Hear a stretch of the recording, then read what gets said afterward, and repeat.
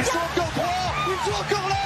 Les trois rafales français. Joris Daudet, Sylvain André, Romain Maillot. Les Français font 1, 2, 3. Léon Marchand qui est en train de passer Milan. Léon Marchand remporte son deuxième titre. Champion olympique avec un nouveau record olympique.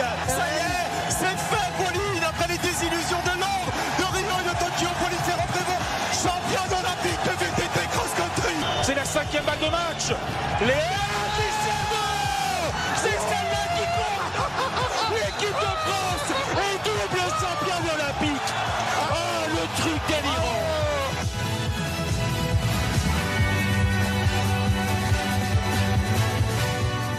Le Campus Sport Club, tous les mardis soirs, 23h minuit, sur Radio Campus Lille.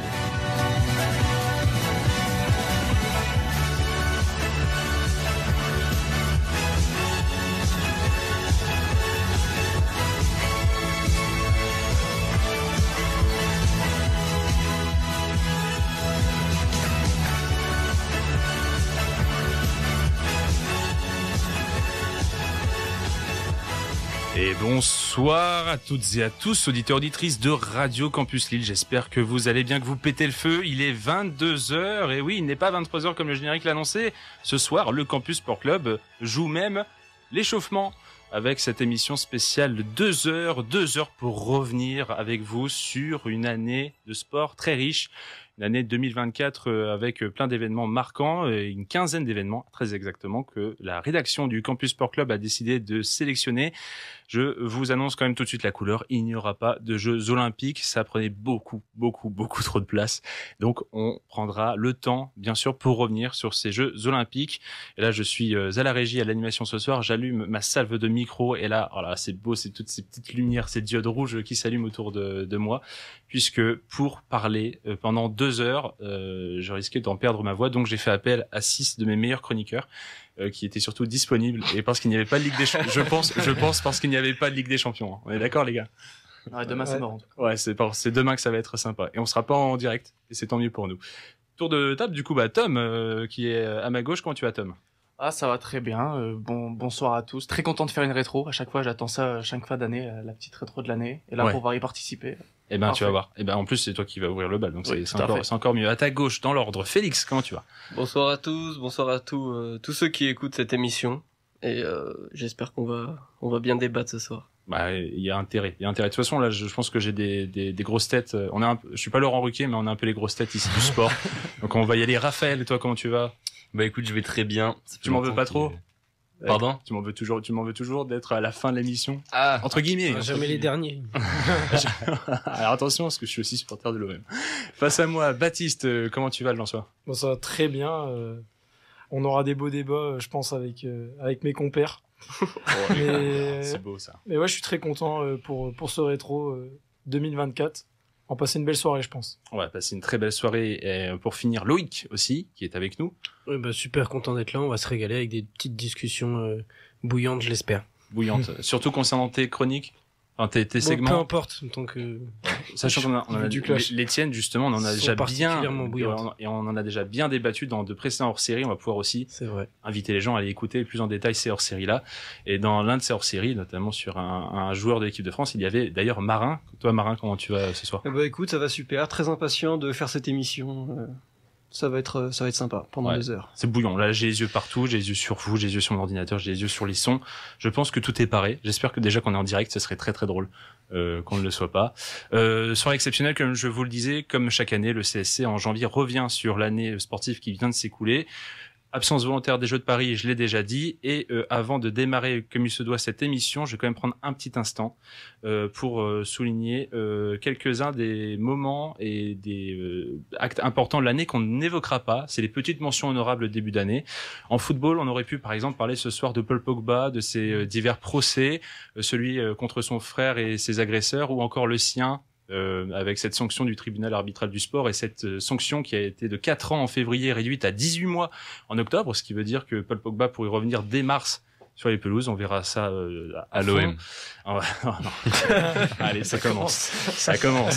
On ne parlera pas aussi malheureusement de sport d'hiver ce soir dans cette émission, mais on n'oublie pas bien sûr la performance des Françaises au championnat du monde de biathlon à Nové Mesto et notamment ce quadruplé spectaculaire sur le sprint de nos Françaises. On ne parlera pas aussi tant qu'à faire de sport d'hiver de Cyprien Sarrazin par exemple et son doublé sur les descentes de Kitzbühel en Autriche devant Marco Odermatt et consorts. Et enfin, on retiendra de 2024 quand même la fantastique année de Yannick Sinner, le nouveau numéro 1 mondial. On retiendra aussi l'année exceptionnelle du Paris Basket, avec cette Eurocoupe, cette finale de Betclic Elite et ce parcours en Euroleague aussi en cette fin d'année.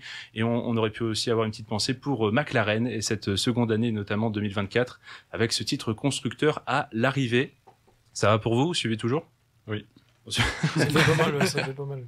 Oh, c'est bien. Alors, il est temps pour chaque moment de cette soirée. Nos chroniqueurs ont choisi des sons que je me suis attelé à préparer. Et on va démarrer chronologiquement cette année 2024. On se replonge il y a un an, presque jour pour jour, finalement. Avec du handball. Pour ceux qui écoutent tous les mardis soirs l'émission, d'ailleurs, son générique commence par ce petit événement-là. Tom n'a pas choisi le même, évidemment. On vous propose tout de suite le premier moment de cette année 2024. Elohim l'a fait, on l'a souvent vu. C'était en France. Allez.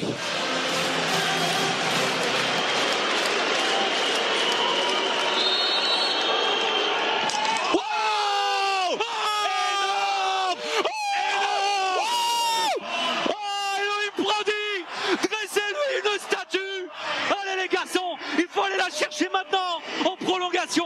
2 fois 5 minutes à jouer. Ah, les frissons là, rien qu'à réentendre ce moment légendaire, un moment déjà gravé dans l'histoire du sport français, je pense, avec ce geste d'exception signé Elohim Prandi lors de la demi-finale de l'Euro de handball. Mais avant d'en parler, remettons un peu de contexte. 2 semaines plus tôt, soit le 10 janvier 2024, il y a l'Euro de handball masculin qui démarrait en Allemagne. La sélection de Guillaume Gilles, emmenée par les frères Karabatic notamment, faisait logiquement partie des grands favoris. Nos Bleus n'avaient alors qu'un seul objectif en tête, régner à nouveau sur le vieux continent 10 ans après leur dernière victoire. Alors au terme d'une phase de poule impeccable, avec 5 victoires en 5 matchs, nos Français affrontent donc logiquement la Suède en demi-finale. Le match débute bien. Ils rentrent au vestiaire avec une avance confortable de 7 buts. Mais leurs adversaires reviennent petit à petit dans le match jusqu'à mener d'un petit but dans les derniers instants. À 8 secondes de la fin, l'arbitre annule même un but suédois pour un marché, puis les Bleus dans la foulée obtiennent un jet franc à 10 mètres sur le buzzer. Elohim Prandi prend alors la balle, se positionne devant un mur de 6 jaunes et bleus, et le reste appartient à l'histoire. L'arrière gauche envoie une patate dans la lucarne du gardien suédois, permettant aux tricolores d'arracher les prolongations. Au final, les Bleus l'emportent 34-30 et 2 jours plus tard, ils concluent leur énorme tournoi en dominant le Danemark, triple champion du monde en titre. L'équipe de France est ainsi offerte sa 15e médaille d'or de toute son histoire, ce qui vient confirmer une nouvelle fois son statut de grande nation du handball. On commence fort, on commence très très fort cette année 2024 avec ce titre qu'on est allé chercher au bout. Est-ce qu'on peut parler du bout, Tom? Enfin, c'est... franchement, dans le commentaire, il le dit, là, si tu le fais, Prandi, là, c'est vraiment que tu rentres dans l'histoire et vraiment, tu permets à l'équipe de France d'aller chercher quelque chose d'incroyable parce que, quand même, tu mènes 7 buts, sur la demi-finale et après, t'es mené. Et là, cette patate, c'est un geste d'exception, les gestes qu'on se rappellera dans l'histoire, et pour ce qu'a fait Prandi, on s'en rappellera. Pour ceux qui suivent aussi un peu le handball, Elohim Prandi, comme il l'annonce aussi dans le commentaire, on a déjà mis aussi des coups francs comme ça. Ça étonne pas. Par contre, gagner cette demi-finale en prolongation et gagner ensuite la finale en prolongation, est-ce que pour vous, est-ce que je peux demander même à ceux qui s'y connaissent un peu moins en handball, est-ce que c'est pas l'une des plus belles victoires du sport français dans une compétition comme ça sur plusieurs matchs d'aller battre quand même, c'est quoi les triples champions du monde en titre que sont les Danois en finale et les Suédois qui sont champions d'Europe en titre. En fait, moi je trouve que c'est surtout la manière dont ils l'ont fait. Là déjà rien que de réentendre Elohim Prandi, c'était exceptionnel, les frissons que ça met. Donc moi c'est plutôt sur la manière que je dirais que oui, c'est l'un des plus grands exploits français en sport collectif. C'est un but à la 90+9 là. Ouais. Techniquement, le jet franc, il est fou. Comment il se décale. Je crois qu'il y a un seul bout, un mini bout de son pied, un orteil qui est encore sur le point de départ. Et là, il se jette sur la droite, il envoie une patate alors qu'il voit même pas le but en face de lui à l'origine. Donc c'est ça qui est assez fou. À la limite du légal quand même, j'ai l'impression. Parce qu'ils ont changé les règles juste après ce championnat d'Europe, je crois. Ouais. Tellement c'était fantastique, tellement il y a eu les Suédois n'ont pas bien aimé ce lancer franc dans les deux sens, parce qu'ils pensaient que c'était pas juste et légal. Et pourtant, pour nous, en tant que Français, c'est quelque chose de tellement mémorable. Dans 10-15 ans, on s'en souviendra encore. Et la preuve est que aujourd'hui, notre musique d'introduction commence par Elohim Prandi et sa praline. Ouais, j'ai un peu de handball dans le sang, hein. J'ai 15 ans de handball aussi, donc ça m'a un peu atteint. Et surtout, je me suis dit, je voulais pas faire un générique que JO. Je voulais quand même faire une touche, et c'est le seul moment qui m'est marqué. Et cette équipe de France, cela finalement, elle lance parfaitement son année 2024.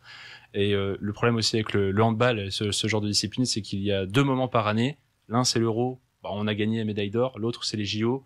On va pas s'étaler là-dessus, mais vous, est-ce que même ceux qui suivent pas du tout justement l'équipe de France ou le handball, est-ce que c'est 2 moments quand même qui vous ont parlé ou qui vous sont parvenus? Ouais, les JO, ça m'a parlé. L'élimination complètement débile de notre part, si je me souviens bien. Donc ouais, ça m'a parlé. Ça, j'ai trouvé que c'était un exploit, ça aussi de notre part, ça. Ah oui, c'est vrai. Dans un autre sens du terme, ça peut être un exploit. C'est dommage parce qu'à domicile, on s'attendait à avoir pas forcément la médaille d'or, mais en tout cas une médaille dans ce sport-là chez les hommes. Et finalement, on a été totalement déçus de leur part. Mais bon, voilà, aujourd'hui, on est là pour parler d'une victoire et on va pas ressasser les défaites. Ouais, à noter quand même que sur cet Euro, et pour finir, Nedim Remili avait été le demi-centre avait été élu meilleur joueur, Ludovic Fabregas meilleur pivot, et Dika même avait quand même inscrit ribambelle de buts. L'attaque des Bleus était même la meilleure du tournoi, et on l'a vu par contre, ils en ont encaissé beaucoup, mais ils en ont mis beaucoup, et notamment un qu'on retiendra, donc celui d'Elohim Prandi. On va avancer dans cette année 2024, on va changer de sport complètement. On a connu par le passé les invincibles d'Arsenal sous Arsène Wenger, on a les Italiens de l'AC Milan aussi en 91-92, ou encore la Juventus Turin 2011-2012. On a aussi eu droit à l'incroyable effectif de l'Ajax Amsterdam 94-95 qui gagnera même la Ligue des Champions cette année-là. Mais un nouveau club des 5 grands championnats s'est ajouté à la liste de ces immenses champions invaincus des 35 dernières années. C'était en mai dernier, rappelez-vous. C'est la limite du hors-jeu, Florian Wirtz 4-0, c'est du délire ici. Et tous les joueurs de Leverkusen sont en train de demander aux supporters de revenir dans les tribunes. Contre l'orienté avec Florian Wirtz,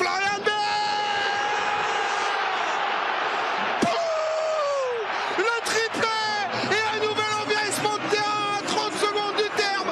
La première fois de son histoire, le Bayer Leverkusen est sacré champion d'Allemagne. Thomas, on vous rend la main parce que là c'est du délire complet. Merci Jean-Charles Sabatier de me rendre de la main. Ah non, moi c'est Adrien.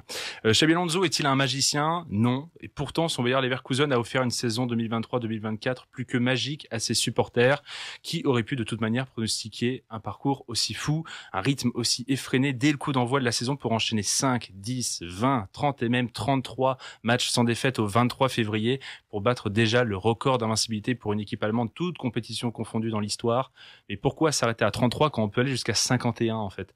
Avec au passage des fins de match frissonnantes et des buts au bout de la rencontre, dans ce qu'on appellerait presque désormais le Bayer ou le Alonso Time. Et désolé à Sir Alex Ferguson, ce Bayer Leverkusen finit naturellement par être champion d'Allemagne pour la première fois de son histoire et avec la manière. 10 victoires de suite et ce couronnement dès la 29e journée face à Brême à domicile dans cette ambiance de dingue, comme le dit si bien Jean-Charles Sabatier. Je vais vous montrer des extraits de ce match-là en question. Mais comme nul n'est invincible, Xabi Alonso et ses joueurs perdront enfin un match, la finale de Ligue Europa face à Ademola Lookman et son triplé avec l'Atalanta Bergame, juste avant quand même de gagner, excusez-nous, la Coupe d'Allemagne et puis à l'été suivant la Super Coupe d'Allemagne. Et si le Bayer Leverkusen était devenu ou deviendrait le nouveau roi d'Allemagne, parce qu'on parle beaucoup de ce Bayern là depuis 10 ans, cette hégémonie, est-ce qu'elle fait du bien aussi, cette domination, surdomination du Bayer Leverkusen? Je suis un peu la Bundesliga et je m'attendais, pas la saison dernière mais celle d'avant, à ce que Dortmund remporte et fasse tomber l'ogre munichois. Finalement c'est le Bayer Leverkusen. L'histoire est très belle franchement, avec ce nouveau coach espagnol qui vient et qui ne perd aucun match en un an, mis à part à l'Atalanta. Ouais. Mais franchement, c'est très fort. Et même si cette année, Munich est revenu... Enfin, ils sont premiers, là, ils sont à 6 points du deuxième. Franchement, le Bayer Leverkusen, c'est quand même fort parce qu'il y a une défaite encore, une défaite en Bundesliga. Ouais, pour l'instant, ils sont deuxième. Ligue des Champions, ça tient aussi. C'est franchement un bon point pour eux. Ouais. Non, c'est magique, mais c'est dommage que c'est dans le grand match, par exemple, le seul match où il fallait absolument gagner, ils le perdent. Et puis moi, je suis un peu déçu que cette année, alors qu'ils ont réussi quand même à garder leurs joueurs, un peu les clés du projet. Ils aient pas, en Bundesliga, le titre est quasiment perdu quand même. On voit mal le Bayern. Oh, t'es dur. Adrien, tu vois le Bayern. T'es dur. Tu vois le Bayern. Même si Leverkusen est de mieux en mieux et revient, est-ce que vous voyez le Bayern perdre ce titre? Je pense qu'il y a eu des points perdus parce qu'ils sont plus efficaces. Ouais. Non, l'an passé ils ont eu une telle baraka qui gagnait des points à 95e, 96e. Ouais. Là, il y a un peu moins cette chance-là. J'ai une petite stat, pareil. J'ai une stat pour ces buts tardifs. Là, j'ai vu un article de la Bundesliga qui datait du début de saison en cours, donc à l'été dernier, qui recensait plus de 40 buts marqués après la 80e minute depuis l'arrivée de depuis l'arrivée de Xabi Alonso en 2022. Ils en ont marqué 40 après la 80e. Et dans le temps additionnel, il y a notamment ce match en Ligue Europa face à Karabag, avec ces deux buts, 90 plus 3, 90 plus 7. Là, on a atteint le pic du Alonso time. Je sais pas comment vous l'appelez. J'en ai fait la blague, mais le Neverkusen. Neverkusen. Ça marcherait pas pour Marseille, ça. L'avantage, c'est que je peux mute des micros. On va plus m'entendre ici. Il est très content d'être venu pour passer 2 heures à rien dire, Loïc, après. Non, t'inquiète, je prends bien. Les défaites de Marseille aussi. Et cette saison, ouais, comme vous le dites, 30 matchs, il y a quand même 3 défaites. Par contre, les 3 défaites, ça va encore, hein. C'est l'Atlético, c'est Liverpool en Ligue des Champions, et sinon, c'était, contre le RB Leipzig dès la 2e journée. Donc aussi le temps de se remettre de l'effervescence, et encore un sacré match, 2-3. Donc, mais ouais, c'est fou ce phénomène. Est-ce que pour vous c'est un phénomène qui peut durer plus qu'une saison, une saison et demie? S'ils gardent la même structure au niveau de l'équipe, ouais, je pense que ça peut durer pendant longtemps. Surtout qu'après on sait sûrement que Xabi Alonso va partir aussi. Ouais, c'est ça. C'est ça qui est compliqué. Madrid, donc c'est le point négatif. Il a prolongé jusqu'en 2026. Ouais, mais c'est ça. Mais après, est-ce que ça va durer si Alonso part, Granit Xhaka commence à se faire vieux, Frimpong va sûrement partir. Ça Wirtz aussi. Est-ce qu'ils arriveront à trouver des joueurs qui auront le même rendement? Je l'espère vraiment, parce qu'ils font plaisir à voir, mais est-ce que... Il faudrait presque que le Bayern trouve un entraîneur un peu comme Liverpool avec Arne Slot, qui arrive à créer une continuité, mais c'est quasiment impossible. Enfin, c'est du rarement vu. On verra bien. Pierre Sage. On peut en rappeler des coachs français, à mon avis, on en a pas mal en stock. Et surtout, faut quand même souligner la saison folle, parce que quand même... le Bayer Leverkusen, c'est quand même souvent le club maudit en Bundesliga, et là la saison folle qu'ils ont fait, quand même invincibilité, faut quand même le souligner, parce que là on parle beaucoup de l'après, mais la saison elle est incroyable, un jeu incroyable avec sur les côtés Frimpong, le contenu est alléchant, donc voilà, beaucoup de buts, ça fait plaisir d'avoir un club hors du top d'habitude qui fait du bien, quoi. Ouais, et merci Xabi Alonso pour ça. Merci à vous déjà pour ce premier segment. On se fait une petite pause musicale aussi pour nos auditeurs auditrices. J'ai choisi pour ce soir 5 musiques qui ont aussi rythmé 2024. C'est pas forcément du goût de tout le monde, mais j'ai quand même essayé de varier les plaisirs. On commence par l'un des phénomènes américains. Sabrina Carpenter, on pouvait difficilement passer à côté, donc je la mets tout de suite, comme ça on l'évacue, avec Espresso. et on revient juste après pour la suite de cette soirée spéciale 2 heures. Espresso à l'instant sur Radio Campus Lille 106,6 FM. Vous êtes bien en train d'écouter le Campus Sport Club. Oui, pour une émission spéciale 2 heures. On fait la rétro en ce moment de l'année 2024 en sport, et on va pouvoir avancer dans cette année. On est quand même déjà je parle de cette année, on est déjà quand même en mai-juin, hein, donc c'est dire à quel point on allait vite. Mais le reste va être extrêmement riche, vous allez le voir. On va pouvoir aborder maintenant un événement qui revient tous les 4 ans. Quand revient l'été, sonne la fin de saison chez les clubs de football, mais il apparaît comme par magie, c'est le championnat d'Europe. Après une édition 2021 un peu triste et contrariée par la pandémie de Covid-19, on attendait beaucoup de cette édition 2024, donc aussi bien côté ambiance que côté jeu, et surtout pour nous, chauvins que nous sommes, évidemment, un titre pour nos bleus, et c'est une petite séquence que va nous introduire juste après ce son Baptiste. Un bon ballon, le contrôle de la poitrine de Kylian Mbappé, on est dans la surface de réparation espagnole, le sang.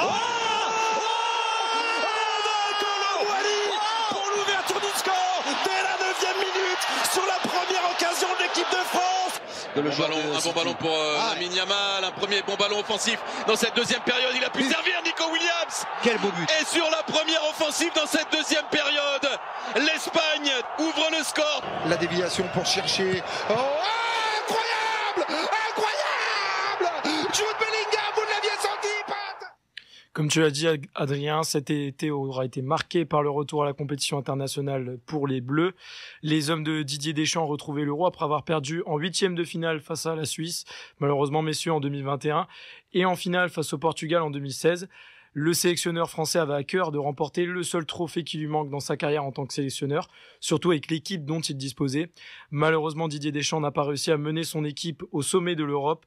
Les Bleus se sont arrêtés en demi-finale, battus par une sélection espagnole tout simplement trop forte. Portés par un Lamine Yamal en feu à seulement 16 ans, les joueurs de Luis de la Fuente ont su mettre les ingrédients nécessaires du début jusqu'à la fin de la compétition, s'imposant face à l'Angleterre en finale de l'Euro. Après 1964, 2008, 2012, l'Espagne remporte une 4e fois l'Euro, laissant place à l'espoir pour la suite avec des joueurs comme Nico Williams, Lamine Yamal, Pedri ou encore Dani Olmo. Cocorico quand même.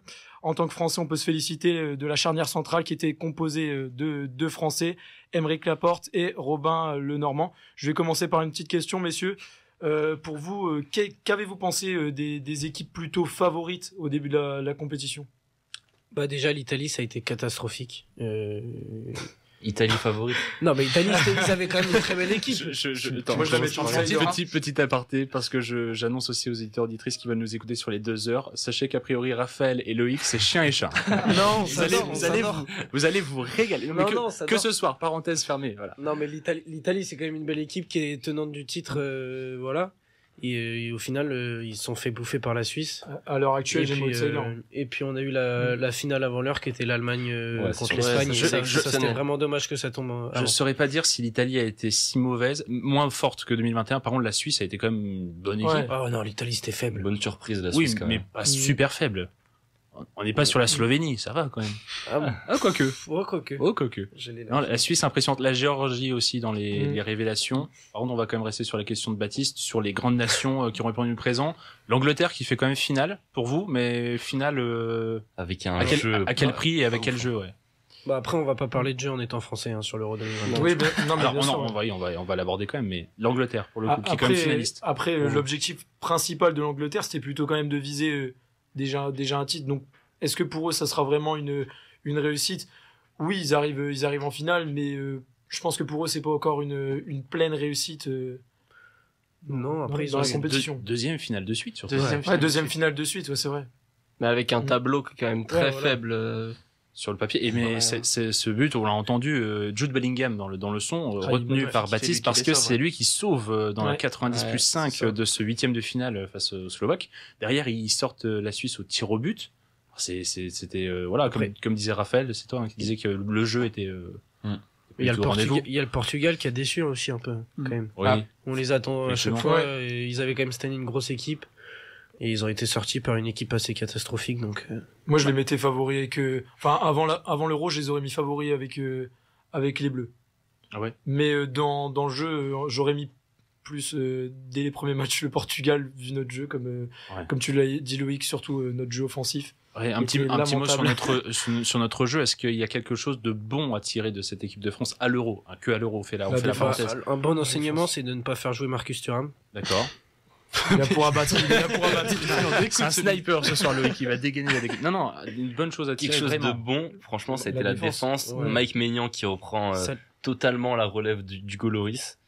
Sur Saliba monstrueux. Deschamps qui s'est décidé à faire jouer Saliba, qui était bon, et Koundé en arrière droit qui a été excellent aussi. Excellent. Oui, qu'on attendait beaucoup Koundé, parce que le poste d'arrière droit c'est toujours très compliqué. Ouais, et puis il avait un peu déçu, je trouve. Les premières fois, il avait un peu déçu. Les premières compétitions où Didier Deschamps l'avait mis arrière droit, j'ai pas trouvé que c'était exceptionnel.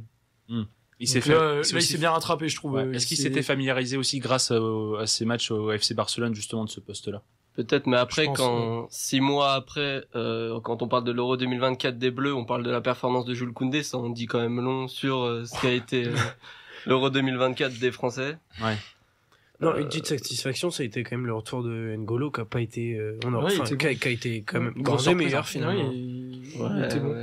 Moi, j'ai pris, pour chaque événement, j'ai pris plein de notes et je suis allé regarder plein de choses. Et je note 3 Français, moi, de cet Euro à retenir. C'est N'Golo Kanté, comme tu dis, qui a été 2 fois homme du match sur la compétition, qui est le Français qui a au moins 2 trophées. Et Mike Maignan, William Saliba, qui font partie de l'équipe type. Donc ça dit aussi ce que vous confirmiez, hein, en tout cas, de cette défense et de cette solidité derrière. Par contre, on va essayer de faire très court là-dessus. Kylian Mbappé, capitaine et en tant que capitaine et attaquant. Genre, j'ai pas entendu un seul Kylian Mbappé. Pourtant, on me dit que c'est le meilleur joueur du foot actuellement. Franchement, l'Euro 2024 m'a prouvé tout le contraire, les gars. Non, mais t'es dur parce après, il avait un beau masque. Est-ce que il était vraiment dans une période compliquée. Après, c'est un très bon joueur, c'est un très mauvais capitaine. Là-dessus, je te rejoins complètement. Voilà. Est-ce qu'en 1 minute, pour finir ce segment-là, on pourrait expliquer pourquoi il a loupé son Euro? Est-ce que c'est vraiment l'incident du nez qui l'a déstabilisé? Non, c'était déjà c'est avant le fait de partir du PSG. Je pense qu'il y a un mélange de choses. Après, la blessure du nez, ça rajoute, mais c'est pas, c'est une accumulation d'événements qui font qu'il n'est pas constant et voilà, il était en train d'avoir. Non, moi je pense que c'est aussi le positionnement de Griezmann, plus forcément un peu dans le numéro 10 et un manque de passes qui coupent des lignes, un passe en profondeur, quoi. C'est pas Tchouaméni et Youssouf Fofana qui nous apportent des passes lumineuses.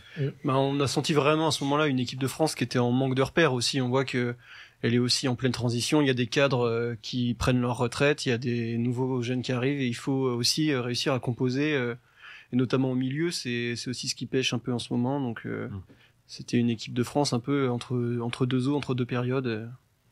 Et très compliqué en plus d'essayer de faire pour Deschamps de faire des tests, d'essayer de nouvelles choses alors qu'on démarre une grande compétition, alors que souvent des équipes préparent pendant 2 ans justement dès le lendemain de Coupe du Monde. Je finirai par parler, de souligner aussi par exemple, donc on parlait de la Géorgie, quand même qualifiée pour les 8e de finale avec ce beau jeu, avec c'est surtout ces offensifs là, des dribbleurs tonitruants. Et un petit mot aussi pour la Croatie quand même, qui a été éliminée des poules par l'Italie grâce à une égalisation à la 90+8 aussi. Ça a été un des petits moments aussi. Terrible pour Luka Modric ou autre, pour ceux, mais moi j'aime aussi beaucoup le jeu de la Croatie, de très beaux adversaires qu'on a eu avec la France, et donc un petit mot pour eux. On va complètement changer de sport. On reste quand même sur cette période estivale, caliente et chaud. Je l'ai souligné en début d'émission, en tennis, 2024 a souvent rimé avec Yannick Sinner. L'Italien a gagné l'an passé ses 2 premiers tournois du Grand Chelem, tous sur dur, en Australie et aux États-Unis. Mais son plus féroce et solide rival, un jeune et talentueux espagnol, s'est avéré être le roi des autres surfaces. Retour sur l'autre crack de la petite balle jaune, Carlos Alcaraz. Alcaraz écrit sa propre histoire. Le jeune espagnol de 21 ans triomphe à Roland-Garros. Cet homme ne sait pas perdre en finale de Grand Chelem. Une victoire épique en 5 manches. 6-2 dans la 5e face à un Alexander Zverev dépassé par le rythme, par la science du jeu de l'Espagnol. Et oui, c'est l'histoire d'un homme qui ne sait pas perdre en finale. Un homme né pour pulvériser les records de précocité. Premier joueur de l'Air Open à gagner ses 3 premiers titres en Grand Chelem sur 3 surfaces différentes, à New York, à Londres, puis à Paris. Plus jeune joueur à gagner sur les 3 surfaces, 21 ans, 1 mois et 1 jour. Deuxième joueur de l'histoire à gagner 4 finales d'affilée en Grand Chelem après Roger Federer. 2024 a fait entrer Carlos Alcaraz dans une nouvelle ère, celle des plus grands joueurs de l'histoire du tennis, à seulement 21 ans. Le dimanche 9 juin 2024, l'Espagnol obtient ce qu'il convoitait tant, son premier titre à Roland-Garros. À 21 ans, le jeune Espagnol remporte déjà son 3e titre en Grand Chelem, en venant à bout d'Alexander Zverev en 5-7. Une finale magnifique dans laquelle il a su retourner un match mal embarqué, comme en demi-finale face à Sinner. Une finale bien moins compliquée pour lui a été celle contre Novak Djokovic le 14 juillet 2024. Il s'est défait du Serbe en 3-7 seulement. Sa 2e victoire sur le gazon de Wimbledon, après celle remportée en 2023, déjà face au maître des lieux, Novak Djokovic. Ouais, je l'ai un peu introduit comme maître des surfaces, parce que ça fait aussi écho à un autre Espagnol qui était très bon sur les surfaces. Peut-être jaugé aussi, donc Yannick Sinner, roi du dur. Trouvez ça assez important, ce qu'il a réalisé aussi, Carlos Alcaraz. Le fait de savoir passer de la terre au gazon et de dominer les 2 surfaces, en tout cas en 2024. Bah ouais, il montre qu'il est ultra complet, Alcaraz, qui peut gagner partout. Et puis il faut voir comment il a gagné aussi sur Roland-Garros. C'était quand même un tournoi hyper exigeant. En 5-7 face à Sinner, c'était un match qui était très éprouvant, alors que en face Zverev, il a sorti rude en 4-7.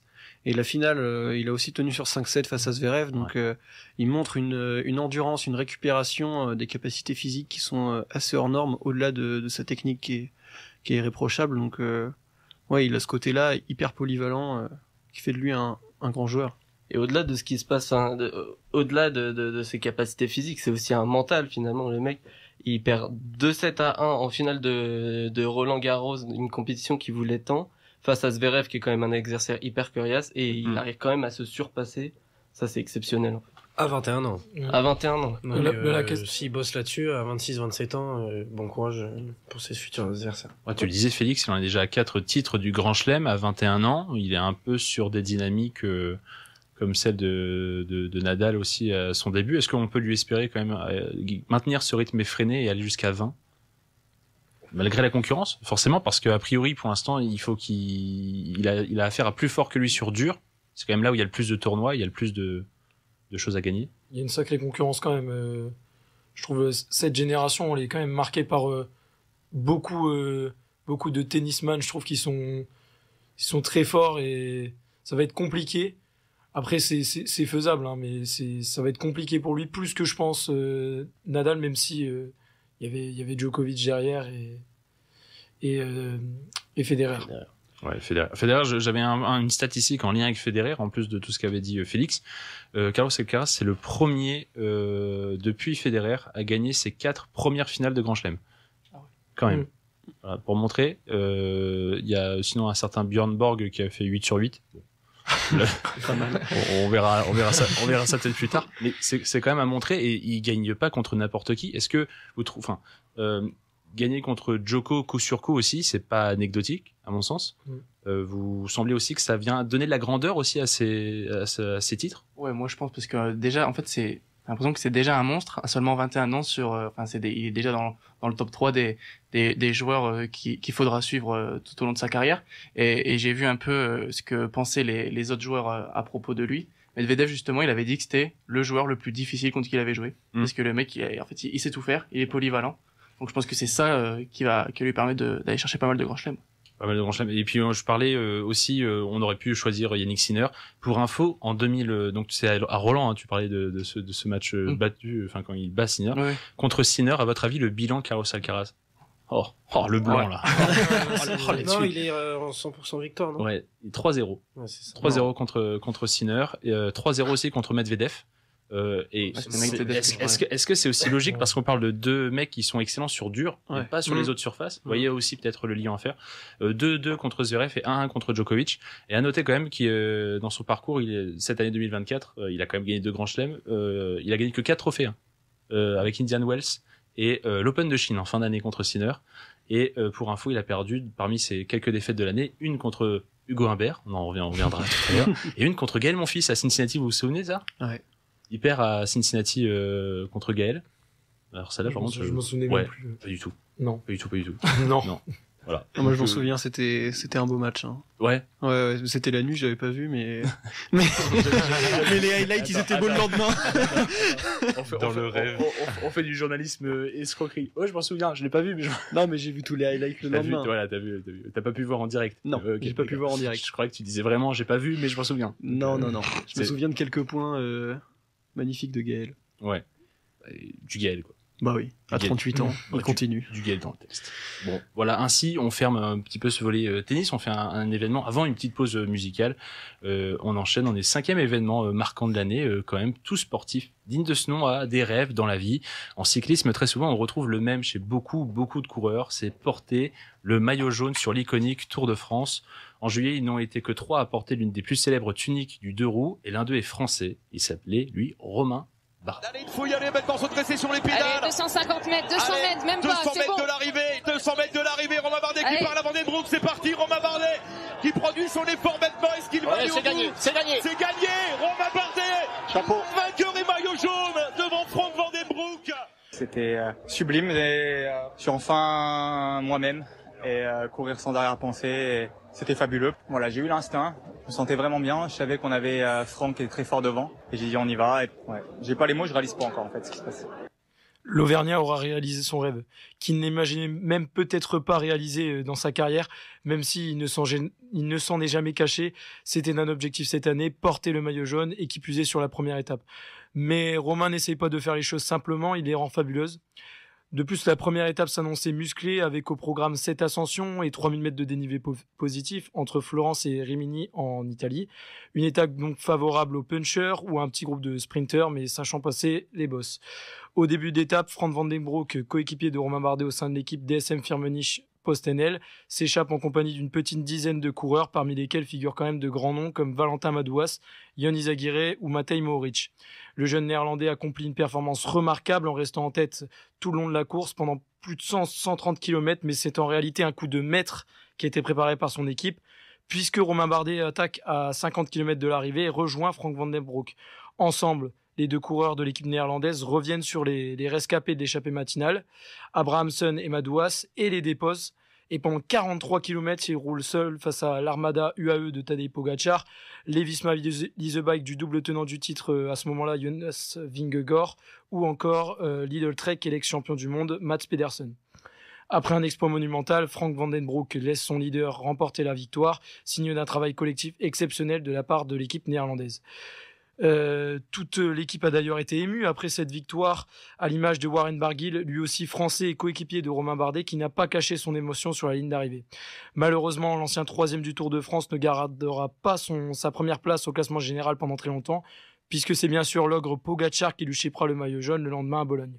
Mais l'histoire du Tour gardera en mémoire le souvenir d'un battant, du chouchou des Français pour certains, lui qui a bouclé à la fin de l'été son 11e et dernier Tour de France.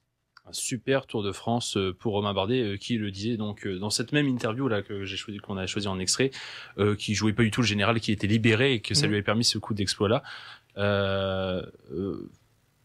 Qu'est-ce qu'on peut relever d'autre, à part que forcément derrière son tour, lui, il en a que faire presque une fois qu'il a pris ce jaune.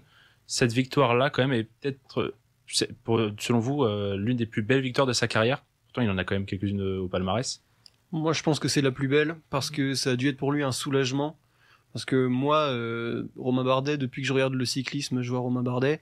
Et dans les années 2016, 2017, c'était que des podiums, et puis impossible de gagner face à Froome. Il finit derrière Uran ensuite en 2017. Et... Ouais, podium du Tour de France, là même en question. Ouais, podium, mais à chaque fois, c'est le maillot jaune, ça semble inatteignable. Et là, pour son dernier Tour de France, qu'il aille le chercher, je pense que ça devait être une délivrance pour lui. Et moi-même, j'y croyais pas de voir Romain Bardet en jaune sur le Tour de France, quoi. Ouais. Et est-ce que c'est encore plus beau quand on sait que l'année d'avant, il y a cet abandon, pour ceux qui se souviennent peut-être, sur la 14e étape où il est malade à l'issue de l'étape, une commotion cérébrale aussi. Ouais, il chute, je crois, sur une des étapes, et après il a donc une commotion cérébrale. Ouais, c'est sûr que c'est une très belle revanche pour Romain Bardet. Moi, ça me rappelle tellement d'émotions quand j'étais petit, quand je regardais Romain Bardet. Voilà, c'est le coureur qui aura fait rêver les Français sur le Tour de France avec Thibaut Pinot. Ouais, j'allais dire, est-ce que vous le mettez avec d'autres Français, vous, de ces dernières années? Donc, moi, je le mets Pinot, pour les émotions, je le mets avec Thibaut Pinot. Après, certains diront aussi Julien Lafilippe pour plutôt les performances et plutôt les victoires. Mais au niveau des émotions, je pense que Thibaut Pinot et Romain Bardet, c'est quelque chose. J'ai vu le scepticisme de Loïc. Je sais pas si... Non, c'est juste que moi, le vélo, ça m'a jamais donné d'énormes frissons. Donc, non, tu peux pas dire ça. Non, mais je comprends, y a pas de souci. Oh là là, fallait être là en J'étais 2019. plutôt sceptique sur le fait que, enfin, moi, j'ai trouvé ça un exploit incroyable. C'est sûr que quand tu regardes Lorient, on a plus de frissons en Ligue 2 devant le Tour de France. C'est comme ça. Non. Pour ceux qui veulent s'insulter, faites-le loin des micros, ça fait fort dans les oreilles après pour celles et ceux qui nous écoutent. Non, mais pour le coup, l'exploit est incroyable, vraiment. Et c'est faux, en plus, devant le Tour de France, ça m'avait fait vraiment kiffer. Mais d'un autre côté, qu'on chope une fois le maillot jaune et qu'on trouve ça absolument incroyable, moi ça me rend un peu triste sur le niveau du cyclisme français. Ouais, mais pour toi, est-ce que ça marque pas l'aboutissement de sa carrière aussi? Même si l'aboutissement de la carrière d'un des plus grands cyclistes français, c'est d'avoir un maillot jaune pendant 2 jours. Moi, franchement, ça m'a rendu content, mais d'un autre côté, je suis frustré du niveau qu'on affiche. Ouais, d'accord, toi tu étends ça au cyclisme français de manière globale. Et après là je fais le rabat-joie, mais en vrai c'était fou. Oui, mais t'as le droit ce soir. Mais j'ai adoré le moment aussi quand même. Ouais, et est-ce que cette performance aussi, certainement, qui sera à l'origine ensuite de cette remise du trophée Bernard Hinault, décerné par Vélo Magazine, meilleur français de l'année, quand même. Ouais. Et puis, il y avait aussi un podium sur Liège derrière Pogacar, qu'il a pas volé, qu'il est allé chercher. Et puis, devant quand même des gros coureurs, il finit devant Mathieu Van Der Poel, je crois. Enfin, faut quand même reconnaître, et c'est surtout, à chaque fois, c'est au panache, c'est ce qu'on aime, moi, c'est ce que j'aime en tout cas voir du cyclisme. Voilà, franchement, Romain Bardet, ça marquera l'histoire du Tour de France. Pour moi, il fera partie des légendes du Tour de France, malgré le fait qu'il ait jamais remporté de maillot jaune. Ouais, bah, en tout cas, pas de général. Oui, pas de général, je veux dire, à la fin du Tour de France. Il aura eu son maillot jaune avec, pour sa 4e victoire d'étape à noter. Lui qui avait déjà quand même eu le prix de la combativité en 2015 et le maillot de meilleur grimpeur aussi, en 2019. Merci à tous. Petit pause musicale, comme ça on pourra aller tous défoncer Loïc. Petit son rap français. Il y en a un aussi, il a fait beaucoup bouger, comme on est sur la période estivale en cette année 2024 dans nos événements sportifs avec le Tour de France. Un petit peu de Gims. Faut plus l'appeler que Gims. C'est vrai, j'allais dire Maître Gims. Gims avec Distinct sur le son Spider qui a aussi pas mal rythmé l'été. Et on se retrouve juste après pour la suite de cette rétro 2024. De retour en direct sur Radio Campus Lille 106,6 FM, il est 22h47 et vous écoutez le Campus Sport Club puisque ce soir c'est une émission spéciale 2 heures. On fait la petite rétro de 2024 pour celles et ceux qui nous rejoindraient.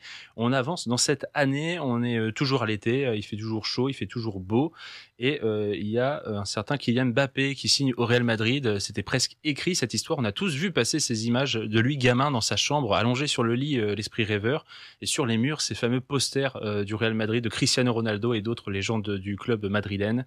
Après s'être révélé à Monaco, s'être fait un nom au Paris Saint-Germain, il est parti donc à Madrid et cette fois c'est bien pour conquérir le monde. No me voy a hablar mucho más porque si no me voy a llorar. Quiero hacer una cosa con vosotros. Me voy a hacer 1, 2, 3 y vamos a decir juntos a la Madrid, como una gran familia. 1, 2, 3, ¡a la Madrid!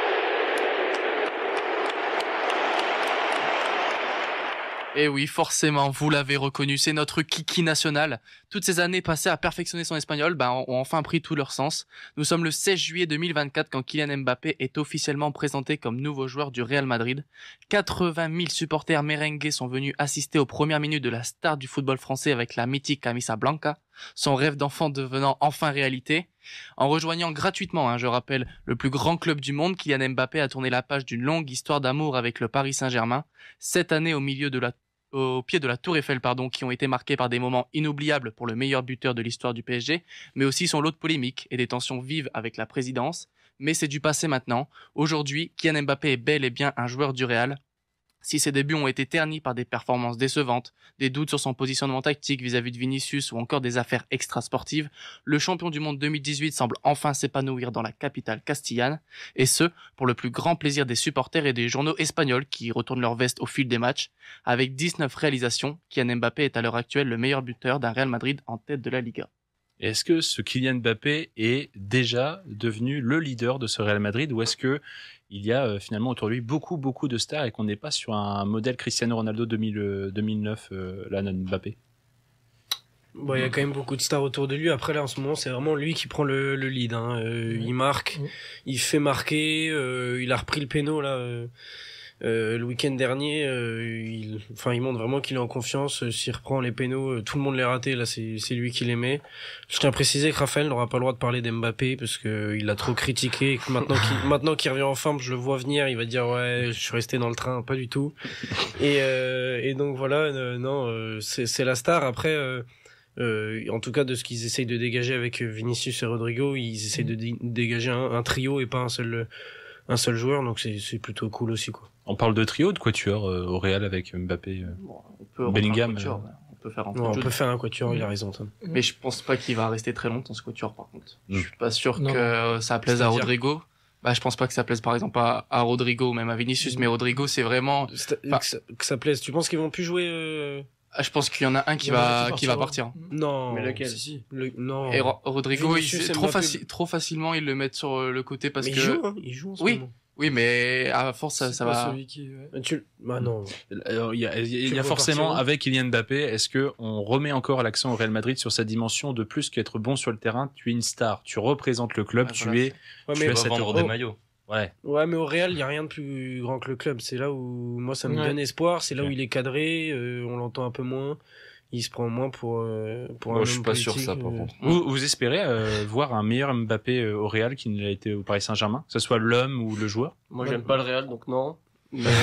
si, mais moi je l'espère complètement. C'est franc. Je suis pas fan du Real, mais je l'espère complètement. Rien que pour l'équipe de France, si on est un petit peu fan de notre équipe de France, on doit tous l'espérer. Bah, c'est surtout là où il va falloir qu'il aille chercher le Ballon d'Or, déjà une Ligue des Champions pour lui, parce qu'en vrai, il passe cette année au PSG et c'est peut-être le seul point noir sur le plan sportif. C'est le fait qu'il a pas de Ligue des Champions. Du coup, je pense que c'est clairement son objectif. Et puis après, sur le plan individuel, ce sera le Ballon d'Or. Il a quand même 26 ans, donc ça commence à faire. Il va falloir prendre les trucs qui lui manquent pour pas courir derrière. Non, c'est vrai. Après, Messi avait pas de Coupe du Monde. Cristiano Ronaldo à peu près. Est-ce que vous voyez un parallèle avec cette signature de Cristiano Ronaldo en 2009? C'est quand même aussi pour lui une idole de jeunesse, comme je l'ai dit dans l'introduction. Est-ce que Cristiano à l'époque c'était encore une autre dimension, ou que la dimension actuelle est pas comparable avec 2010? C'est pas loin 2009, hein, mais qu'est-ce qui s'est passé de choses en 15 ans? C'est comparable dans le sens où le Real a cette continuité d'avoir eu 10 bons joueurs en même temps dans une équipe et avoir su intégrer un top player et qu'il ait survolé encore plus cette équipe. Donc j'espère que ça fera la même chose pour Mbappé. Après de là, pour l'instant, comparer la trajectoire d'Mbappé à Ronaldo, j'ai beau être fan de Manoisette, faut respecter CR7. Et moi en 2009 j'ai 5 ans, donc je sais pas trop comment était Ronaldo. Je sais que c'était un énorme joueur à Manchester, il avait déjà son Ballon d'Or, mais est-ce qu'il avait cette dimension autant que Mbappé l'avait en fait? Et surtout que Mbappé, on savait qu'il allait venir au Real, en fait, c'était qu'une question de temps. Donc là, en fait, Mbappé, il est obligé de réussir, en fait. Est-ce qu'il y en a, très sérieusement, est-ce qu'il y en a ici qui, il y a encore un an, pensaient que avec les histoires de transfert avortés, Kylian Mbappé n'aurait plus du tout le droit d'aller au Real? Non, c'était fait, c'était sûr. Il y a un club où il partait du PSG, c'était sûr. C'est la com. Par contre, je sais qu'il y en a ici qui pensaient qu'Mbappé ne reviendrait jamais à un top niveau et qu'il allait couler.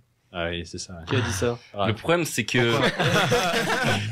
Il s'est senti visé. Non, le problème, c'est que... On finira par toi, comme ça. Là, on parle bien de ce joueur parce qu'il performe actuellement au Real, mais je pense qu'on en oublie un peu trop vite que durant ces 6 voire 7 derniers mois, il a totalement pas été respectueux envers nous tous, Français, et envers l'équipe de France. Et je trouve que c'est vraiment dommageable que de voir un joueur qui a du talent ne pas mettre sa force au profit de l'équipe de France quand en plus on te donne le capitanat. Je suis complètement d'accord, mais est-ce qu'il avait encore de la force? Oui, c'est vrai en fait. Non, mais on me pose la question sur pourquoi j'ai un problème avec Mbappé. Et j'ai un problème avec Mbappé parce que en équipe de France, il ne se donne pas comme il devrait se donner, notamment ce qu'il fait en ce moment avec le Real. On a eu droit à cette émission Click, ceux qui suivent peut-être à fond. Là aussi, pour ça, il est fort, hein, pour parler dans la presse, devant les caméras. On sent qu'il a mis des buts dans des classicos, ça fait encore mal quand même. Ouais. Bon, en tout cas, a priori, il sait déjà, comme le disait Tom, très bien parler espagnol, très bien parler à ses supporters espagnols. Je pense qu'en Espagne, pour l'instant, Mbappé, ça reste quand même une cote de popularité énorme. Donc à voir bien sûr sur le plus long terme, et notamment avec cette Ligue des Champions, je pense qu'il va l'omnubiler plus un Ballon d'Or, donc on verra tout ça. Bon, on passe à un petit sujet un peu moins fun pour finir cette première heure d'émission. On va parler un peu de rugby parce qu'il n'y a pas que des bons moments dans une année de sport. Retour sur l'un des points chauds, très très chauds même de l'été, une période estivale mouvementée pour l'Ovalie et le 15 de France. Explication juste après ce audio. Melvin Jaminet ne fera pas appel de sa lourde sanction. Le joueur du RCT a été suspendu 34 semaines par la Fédération française de rugby pour avoir tenu des propos racistes dans une vidéo. Également dans l'actualité, la fin des poursuites judiciaires en Argentine contre les 2 rugbyman Hugo Horado et Oscar Gégou. Ils étaient accusés d'avoir violé une femme en juillet dernier à Mendoza, où le 15 de France venait de disputer un match contre l'Argentine. Je me tape le sujet très épicé du soir. Je vais essayer d'introduire la meilleure des manières, mais on le sait, le sport de haut niveau est loin d'être blanc comme neige. Des polémiques, des débats, il y en a à peu près dans toutes les disciplines, tous les mois, parfois même toutes les semaines quand il s'agit de Raphaël et du football. Mais en outre, c'est une discipline souvent connue pour ses vertus, ses valeurs, son esprit chaleureux, bien qu'extrêmement masculin et débordant de testostérone, il faut quand même le souligner, qui a pâli sous les chaleurs de l'été. Deux grosses polémiques qui ont touché de plein fouet plus qu'un sport, une nation à travers des membres de son équipe nationale. D'un côté, un des grands visages au poste d'arrière du rugby tricolore, Melvin Jaminet, auteur de propos inacceptables véhiculés qui plus est sur ses réseaux sociaux, touchant alors des milliers de jeunes, d'admirateurs même peut-être. De l'autre, une affaire plus qu'évitable, sale, autour de jeunes espoirs internationaux accusés de viol par une Argentine. Innocents ou non, tous trois sont loin d'être exempts de tout reproche et c'est plus que le rugby qui en paye le prix fort car derrière chaque acte se cachent des victimes qui souvent n'ont pas l'écoute ou les réponses espérées. Et c'est bien là que réside certainement le plus grand mal, un mal que même le sport ne saurait guérir. J'ai l'impression que depuis quelques années, le rugby se prend une salve de polémiques. Est-ce que je suis le seul à avoir ce constat-là? Et pourquoi, à votre avis, toutes ces polémiques débordent d'un coup dans un sport qui paraissait un peu plus propre qu'il n'en a l'air en fait? T'as tout à fait raison. De plus en plus, on entend parler en mal de certains joueurs, en tout cas en France, rugby même. Je pense qu'il y a un manque d'attention et les rugbyman ne font peut-être pas encore la différence entre je suis sportif et je suis quelqu'un de médiatisé. Ils font pas attention à leur image. On peut citer aussi l'exemple récemment de Kamisha qui se fait licencier de son club historique du Racing 92 parce qu'il est arrivé alcoolisé à l'entraînement. Je veux bien qu'il y ait des troisième mi-temps en rugby, mais il faut quand même faire attention et être respectueux des institutions sportives. Après il y a une différence pour moi entre respecter son image et tenir soit des propos racistes ou alors être accusé de viol, si tu veux. Pour moi, c'est pas le même débat. Non, mais pour la défense du rugby, ça touche tous les sports. Quand on voit les dernières affaires dans le foot, le Benjamin Mendy, etc. Personne on a presque l'impression que quand on remonte sur les 20 années précédentes, on n'a pas l'impression que le rugby était tant touché que ça justement par des polémiques au JT de 20h. On n'avait pas beaucoup d'histoires de rugby à part la France a gagné, la France a perdu.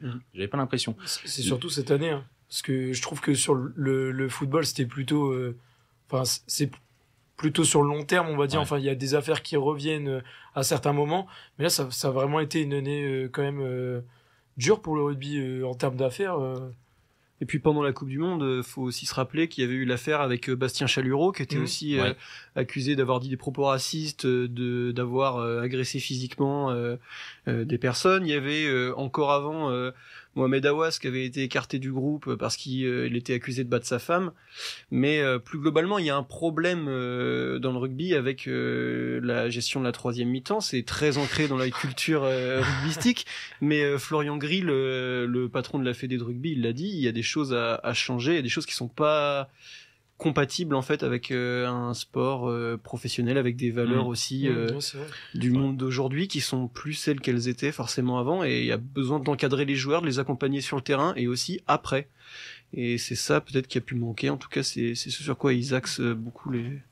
Cette mise en lumière, en tout cas, c'est peut-être aussi ce que le sport professionnel, maintenant, on a aussi des grandes figures de rugby qui sont au-delà de leur sport. On parle de Kylian Mbappé, mais qui va au-delà du football. Antoine Dupont, par exemple, fait que le rugby devient, c'est un visage qui est au-delà de son sport. Du coup, on a encore plus l'œil dessus, et peut-être que le fait de mettre plus en lumière, il y a forcément des zones d'ombre qui apparaissent. Il y a peut-être aussi, on parle là par rapport à l'affaire Mendoza, tu parles de Mohamed Aouas, on parle de violences aggravées, de violences conjugales, qui sont aussi de plus en plus évoqués et qui se montrent peu à peu. Là aussi, il y a aussi peut-être une libération de la parole des victimes. Donc, ce qui aide, c'est aussi une vraie tendance, ça, post-Covid aussi, ou avec les mouvements MeToo ou autres. Et tu notais Kamisha Chalureau, il y a aussi Wilfried Hunkpatin, là, condamné à 12 mois de prison avec sursis en avril pour violence conjugale. Bastien Chalureau, lui, condamné en appel en janvier à 6 mois de prison avec sursis, donc en janvier 2024. Et Kamisha, lui, en fin d'année, qui était bourré et qui finalement, en début de mois 2025, on a appris son licenciement. Et puis juste rapidement sur Jégou, donc qui a été mêlé à l'affaire de Mendoza, qui est un des deux accusés de viol.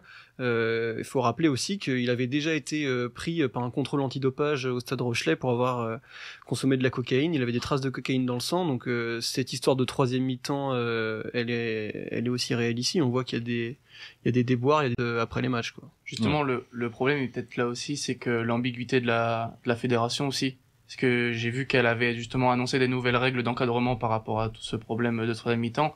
Sauf que là, par exemple, pour le prochain match, dans la liste, les 2 joueurs liés à l'affaire de Mendoza sont là.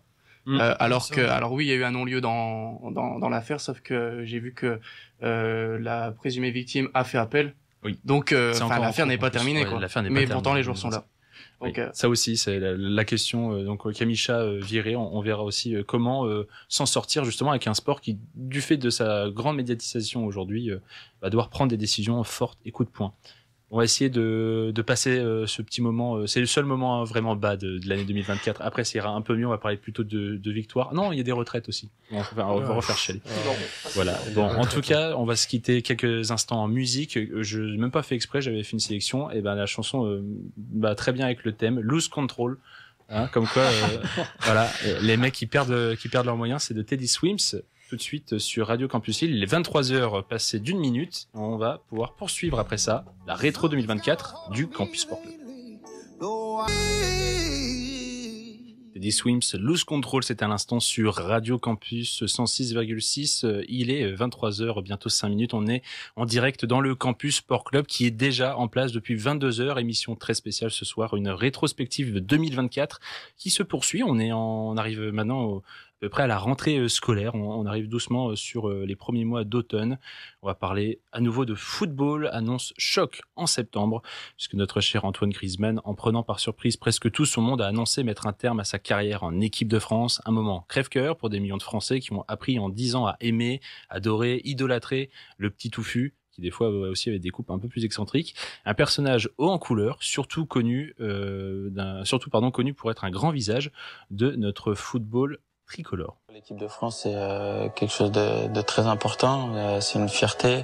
J'ai toujours eu envie de jouer pour l'équipe de France, même depuis petit. Donc non, pour moi, il y a pas de question de ça. L'envie est toujours là d'aller jusqu'à la Coupe du Monde 2026. Toujours là, toujours envie de jouer, de représenter la France. Plus qu'une surprise, c'est un contre-pied ou, si l'on osait, un coup de grisou. Antoine Griezmann, régulièrement dans le palmarès des joueurs préférés des Français, renonce donc au maillot bleu. Il l'aura porté 137 fois. Et oui, en effet, le 30 septembre 2024 restera donc comme une date noire dans l'histoire de France. C'est en effet la date de la retraite internationale de l'homme qui nous a fait rêver de 2014 à 2024. Il a pris et annoncé sa retraite dans un contexte assez particulier après un Euro compliqué, une relation avec Deschamps auparavant quasi parfaite, de père et fils, limite on pourrait qualifier ça comme ça, et puis son petit chouchou, et en fait cette relation qui finalement s'est détériorée sur la fin de son aventure en bleu. On l'a vu dans son utilisation sur le terrain, où Dédé l'a un petit peu baladé partout, mais aussi sur le visage de notre capitaine à tous, notre capitaine rêvé. Retraite qui a une forte signification pour un joueur qui rêvait de disputer la prochaine Coupe du Monde aux States, et qui a... cette retraite, ça a aussi ressoulevé la question du capitana en équipe de France. Juste pour rappeler rapidement qui est Grisou en équipe de France. C'est plus de 10 ans en équipe de France. Record du nombre de matchs consécutifs avec la France, 84 entre août 2017 et mars 2024. Le record c'était Lilian Thuram avec 44, donc bon, on fait x2. Quatrième meilleur buteur de l'équipe de France avec 44 buts, meilleur passeur avec 30 passes décisives. Voilà, une fin un peu triste à cause d'un Breton, Didier Deschamps, et puis dernier match avec la Belgique, dernier match contre la Belgique, un petit tour d'honneur au Parc des Princes contre l'Italie qu'on n'imaginait pas être les derniers pas de Grisou sur la pelouse avec le maillot bleu. Ouais, il y aura bien sûr, on vous invite aussi à aller réécouter tout un hors-série dédié, un hors-série qu'on a fait même long, Tom d'en parler. Oui. On l'a fait bien long. Il y a du bonus à retrouver sur YouTube, Spotify, Deezer pour ceux qui veulent vraiment en savoir beaucoup plus sur notre Grisou. Sur l'échelle de l'histoire de l'équipe de France, Grisou, vous le mettez où? Attention à vos réponses, s'il vous plaît, les gars. Ah, c'est difficile pour nous, étant donné qu'on n'a pas connu. Non, mais faut se mouiller quand même, Tom. Là, c'est trop facile quand même. C'est très subjectif, je l'entends. Alors, on va peut-être rester sur le 21e siècle, si tu préfères. Bah, franchement, on est obligé de mettre Zidane au-dessus, mais. Si on faisait, c'est une tendance en ce moment, là, ça marche pas trop mal. Le Mont Rushmore, vous voyez, les 4 visages gravés aux États-Unis. Le Mont Rushmore du football de l'équipe de France du 21e siècle. Est-ce qu'on met Grisou? Bien sûr. Là, je pense même s'il y en avait que deux, même s'il y en avait qu'un, pour moi, après, c'est vraiment subjectif. Non, s'il en avait qu'un, pour moi, je mettrais quand même. Il aurait jamais dit ça s'il avait joué à Marseille, par contre. Non, mais j'aime bien Marseille. C'est un fan de Marseille, Griezmann. Oui, mais toi, tu n'aurais jamais dit ça s'il avait joué. Non, après, franchement, avec Zidane, je ferais 50-50. Zidane, il y a trop d'images. S'il y avait deux places. Il y a trop d'images, mais moi, j'en ai pas que des bonnes, j'avoue. Mais quoi d'images fixes de Griezmann, mais j'en ai moins que Zidane. Attends, je te montre une photo. Les seules images fixes que t'as de Zidane, c'est des highlights YouTube. Tu avais 4 ans quand il jouait. Mais attends, Félix, il a fait la même coupe que Zidane. Ouais, non, mais Zidane, il y a beaucoup d'images de Zidane, mais bon, 2006, son image, elle est bien, mais à la fois, elle est négative. Franchement, Grisou, vous avez pas toutes les images, mais faut regarder l'image de Zidane, elle est négative, tu dis? Non, son coup de boule en 2006. Mais le lendemain, dans la compétition. Ah non, mais moi j'adore, mais dans le sens, Griezmann a aussi laissé une image indélébile et me voir plus exemplaire que Zidane. Je pense que Griezmann, c'est plus sur le long terme. C'est plus sur la carrière que tu vas retenir, enfin sur la carrière en bleu que tu retiens Griezmann. Zidane, je pense que c'est plus aussi sur le moment et c'est plus impressionnant sur le moment. Non, Zidane, c'est historique aussi. Enfin, pour moi, en tout cas. Oui, franchement, les deux historiques, c'est pas ce que je dis, mais les deux, je trouve que c'est plus impressionnant sur le moment. Les deux, je les place au même niveau et puis après, par contre. Ouais, en vrai, je vous titille, on peut mettre Zidane un peu devant quand même. Ouais, parce que Zidane un peu plus devant. Zidane prend un euro quand même, mais mais le truc surtout, c'est que Griezmann, c'est le visage du renouveau de l'équipe de France. Ouais, voilà. T'as Neistat en 2010, t'es au plus bas de l'histoire, et là, t'as lui qui est là en 2014, le petit visage, puis c'est lui qui t'emmène en finale en 2016. On s'attend même pas, quand il a la Real Sociedad, d'avoir éclore un joueur comme ça qui va rester avec cette aussi longtemps. À mettre des ciseaux face à l'OL. Déjà, non, mais ouais, on s'attend pas à ce qu'il reste aussi longtemps. Moi, c'est pour ça que je retiens plus la longévité d'Antoine Griezmann, parce qu'il a toujours été présent, même si à la fin ça a été compliqué. Et puis sa capacité à se réadapter. Il a fini quasiment numéro 8 en 2022. Ouais, il était quasiment numéro 9 en 2016. Enfin, moi j'aime bien cette comparaison Zidane avec Griezmann, parce que pour moi, on peut potentiellement émettre l'hypothèse que Griezmann reviendra en 2026. Ouais, ça, on va pas trop s'avancer. Comme ça va mettre aussi fin à ce débat-là. Vous m'excuserez. Mais on vous invite aussi, auditeurs, auditrices, à aller réécouter cette hors-série dispo sur une plateforme et avec ses bonus, avec un petit quiz à la fin pour ceux qui veulent encore plus en savoir sur Grisou. Allez, on va complètement changer de registre. On va quand même parler d'un autre patron de sa discipline. Le journal L'Équipe l'a représenté en Hulk. On comprend tout de suite le message. Détenteur désormais du maillot arc-en-ciel, le champion du monde Tadej Pogačar n'a que gagné un énième titre majeur. Il a aussi écrasé la concurrence et son sport en 2024. Classique, monument, grand tour, l'incroyable Poggi a tenté de tout rafler sur son passage. Tadej Pogačar, vainqueur de Liège-Bastogne-Liège, et déjà la tête au Tour d'Italie et au Tour de France en juillet prochain. C'est Tadej Pogačar qui s'impose pour la 4e fois sur ce Tour de France et qui, on en est certain maintenant, va signer le doublé Tour de France, Tour d'Italie, victoire de Pogačar à Isola 2000. Il est en larmes, le Slovène. Il est ému. Tadej Pogačar, champion du monde 2024, cette année 2024, c'est la sienne après le doublé, Giro Tour de France, le maillot arc-en-ciel. Et oui, l'ogre slovène Tadej Pogačar est évidemment un incontournable de cette année 2024. Il a accompli une saison digne du Cannibal Eddy Merckx avec un ratio impressionnant de 25 victoires pour 58 courses cette année. L'Estrade Bianche, le Tour de Catalogne, Liège-Bastogne-Liège, le Giro, le Tour de France, le Tour de Lombardie et enfin les championnats du monde pour les victoires les plus importantes. Le plus impressionnant, c'est peut-être la facilité avec laquelle il est allé s'imposer. Sur les classiques comme l'Estrade, il s'échappe à 81 km de l'arrivée, Liège-Bastogne-Liège à 34 km et les championnats du monde à 102 km de l'arrivée. 12 victoires en grand tour, des performances qui rappellent l'hégémonie Merckx dans les années 70. Il a également réalisé avec le triplé Giro, Tour, Championnat du Monde, une performance n'ayant été réalisée que 2 fois dans l'histoire du cyclisme, en 1974 par Eddy Merckx et en 1987 par Stephen Roche. Cette année, Pogačar s'est donc imposé définitivement comme le plus grand coureur du monde à la lutte avec des légendes du cyclisme. Et quand on l'entend déclarer à la presse qu'il a progressé physiquement cet hiver, on se doute qu'il n'est pas rassasié. Rendez-vous le 17 février prochain sur l'UAE Tour pour voir l'ogre Pogačar passer à table. Ah, ça va être terrible encore, mais cette année Pogačar, franchement, le palmarès est déjà fou. Je me suis amusé à noter ses victoires. Alors, pas sur les étapes, hein, quand on parle des tours. Je regarde les victoires, mais j'ai surtout noté le temps qu'il a mis au second.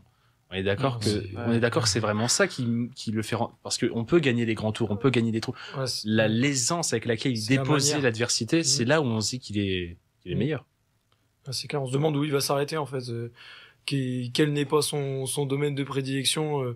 Je pense à Paris-Roubaix. En fait, même moi, je pense qu'il peut gagner Paris-Roubaix à l'heure actuelle. Même s'il y a un Mathieu Van Der Poel, il est tellement impressionnant partout que ça peut jouer.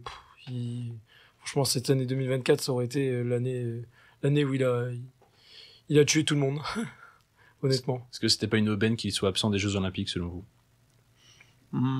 Après les Jeux Olympiques. Pour les autres, je veux dire une aubaine pour les autres. Évidemment, je pense que Remco, ça lui a fait plaisir de gagner une course aussi dans l'année. Mais il a beaucoup gagné cette année, Remco, mais de gagner une course prestigieuse comme ça, une médaille d'or, ça a dû lui faire du bien aussi. Parce que c'est la seule chose qu'il aurait pu cocher et pour être encore plus sur le toit du monde. C'est vrai. Après, en cyclisme, les Jeux Olympiques, ça reste mineur par rapport à toutes les courses qu'il a gagnées cette année. Mais c'est vrai que cette année, on a l'impression qu'il court tout seul, en fait. Il court pour son propre chrono, il court face à Merckx, face à Hinault, mais on a l'impression que les autres, ils comptent pas. Après, sur le Tour, faut voir aussi que Vingegaard, il était tombé sur le Tour du Pays Basque. Il était peut-être pas à son maximum. Et sur les premières étapes, première semaine, Vingegaard, il réussit quand même à accrocher Pogačar. L'étape du Lioran, il a quand même rebouché un trou de 30 secondes, il allait gagner. Mais ensuite, dans les Pyrénées, il a craqué. Et puis dans les Alpes, c'était fini. Pogačar était trop fort.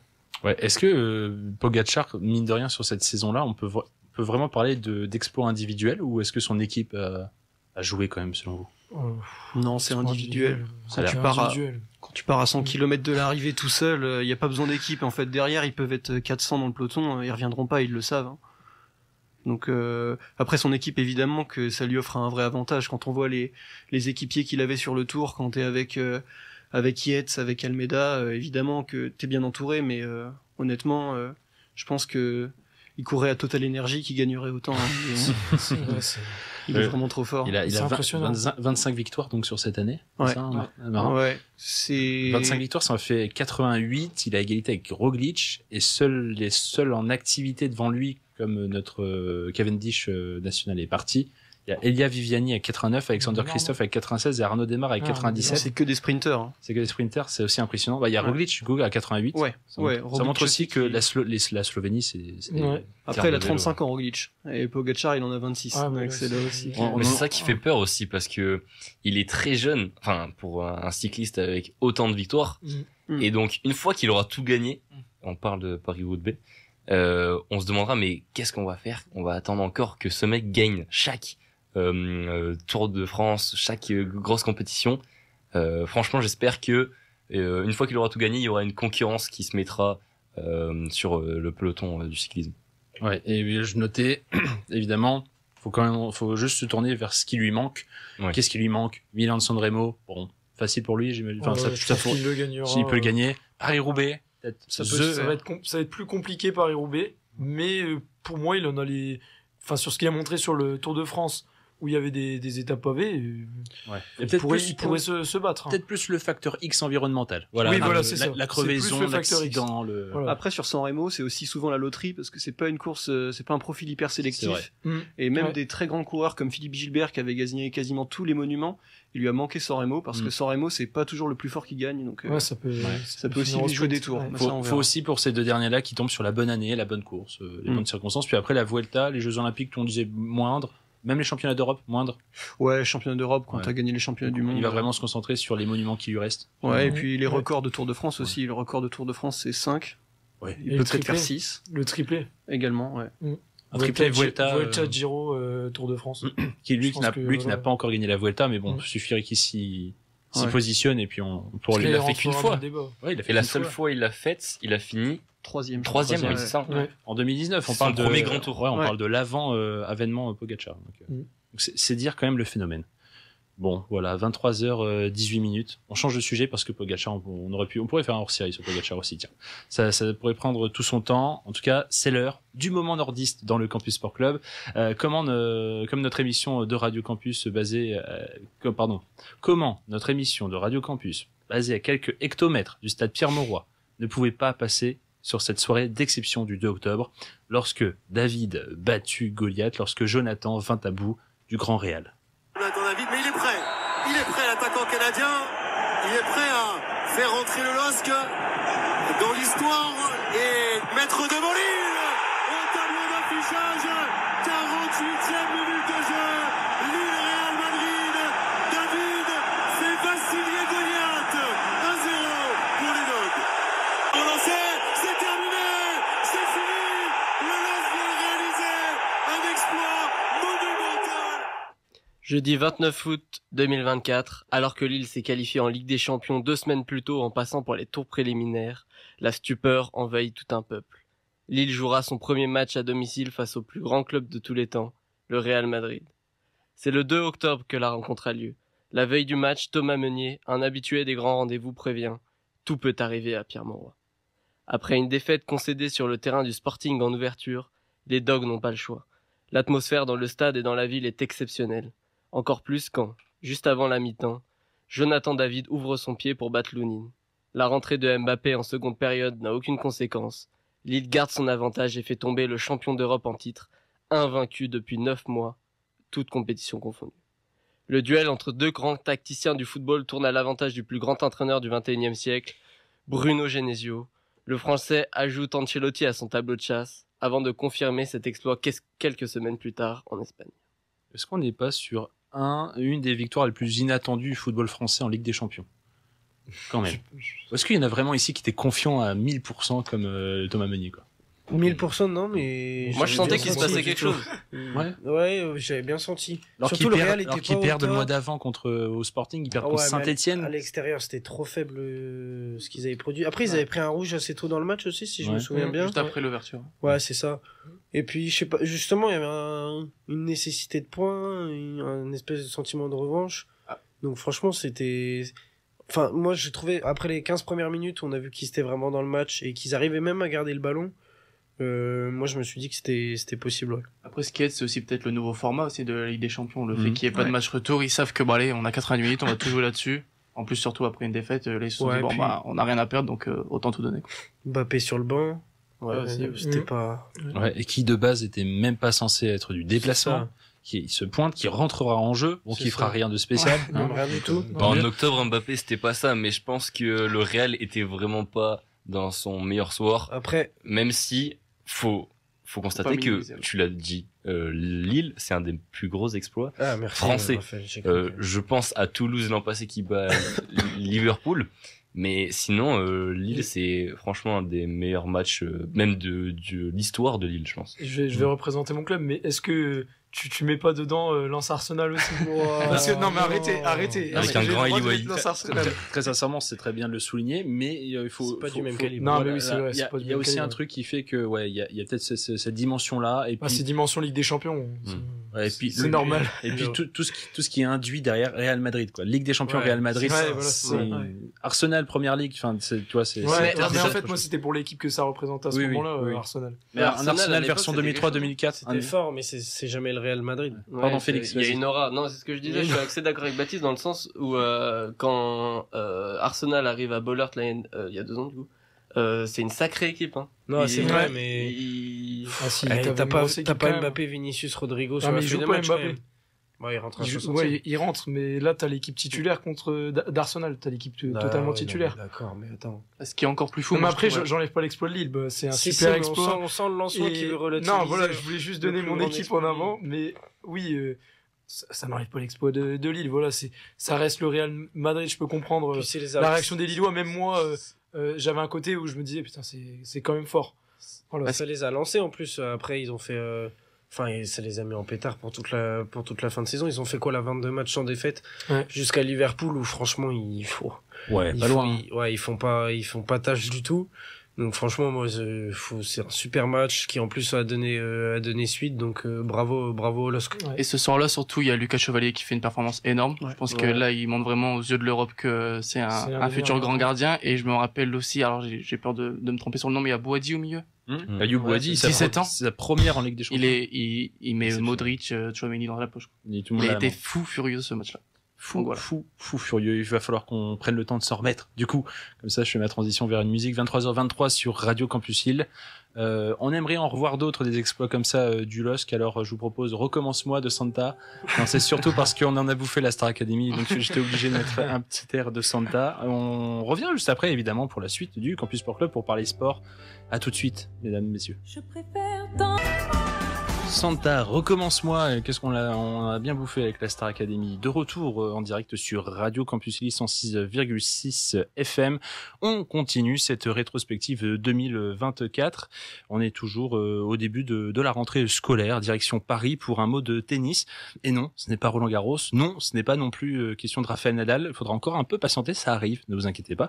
On se rend à l'Accor Arena à Bercy pour parler d'un Français passé plus ou moins proche de mettre fin à une disette tricolore de 10 années en Master 1000.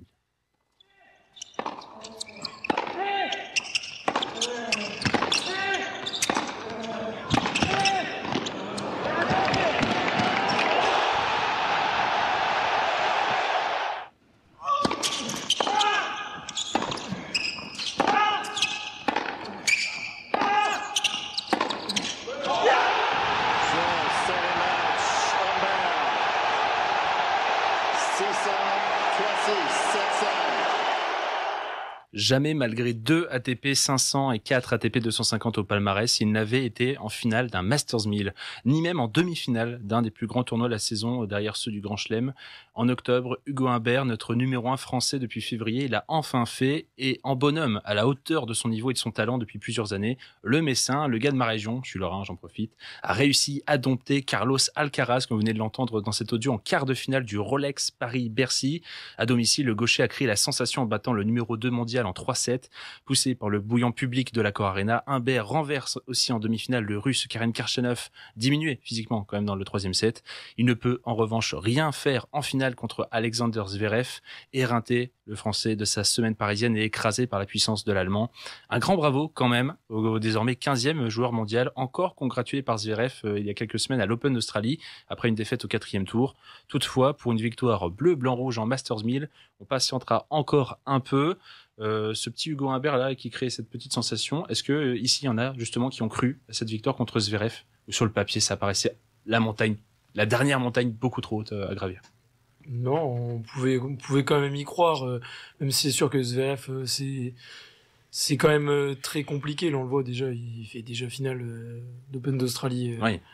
Donc ouais, mais Humbert on pouvait y croire. Après je trouve qu'il a pas comment dire, il a pas déployé son jeu comme il le fait habituellement. Il a pas eu je trouve qu'il a manqué quelque chose qu'il aurait pu faire, qu'il avait déjà fait. Ouais. Est-ce qu'il est en mesure de le faire, tu vois? C'est compliqué. Ouais. Il pouvait, mais. Il pouvait pas.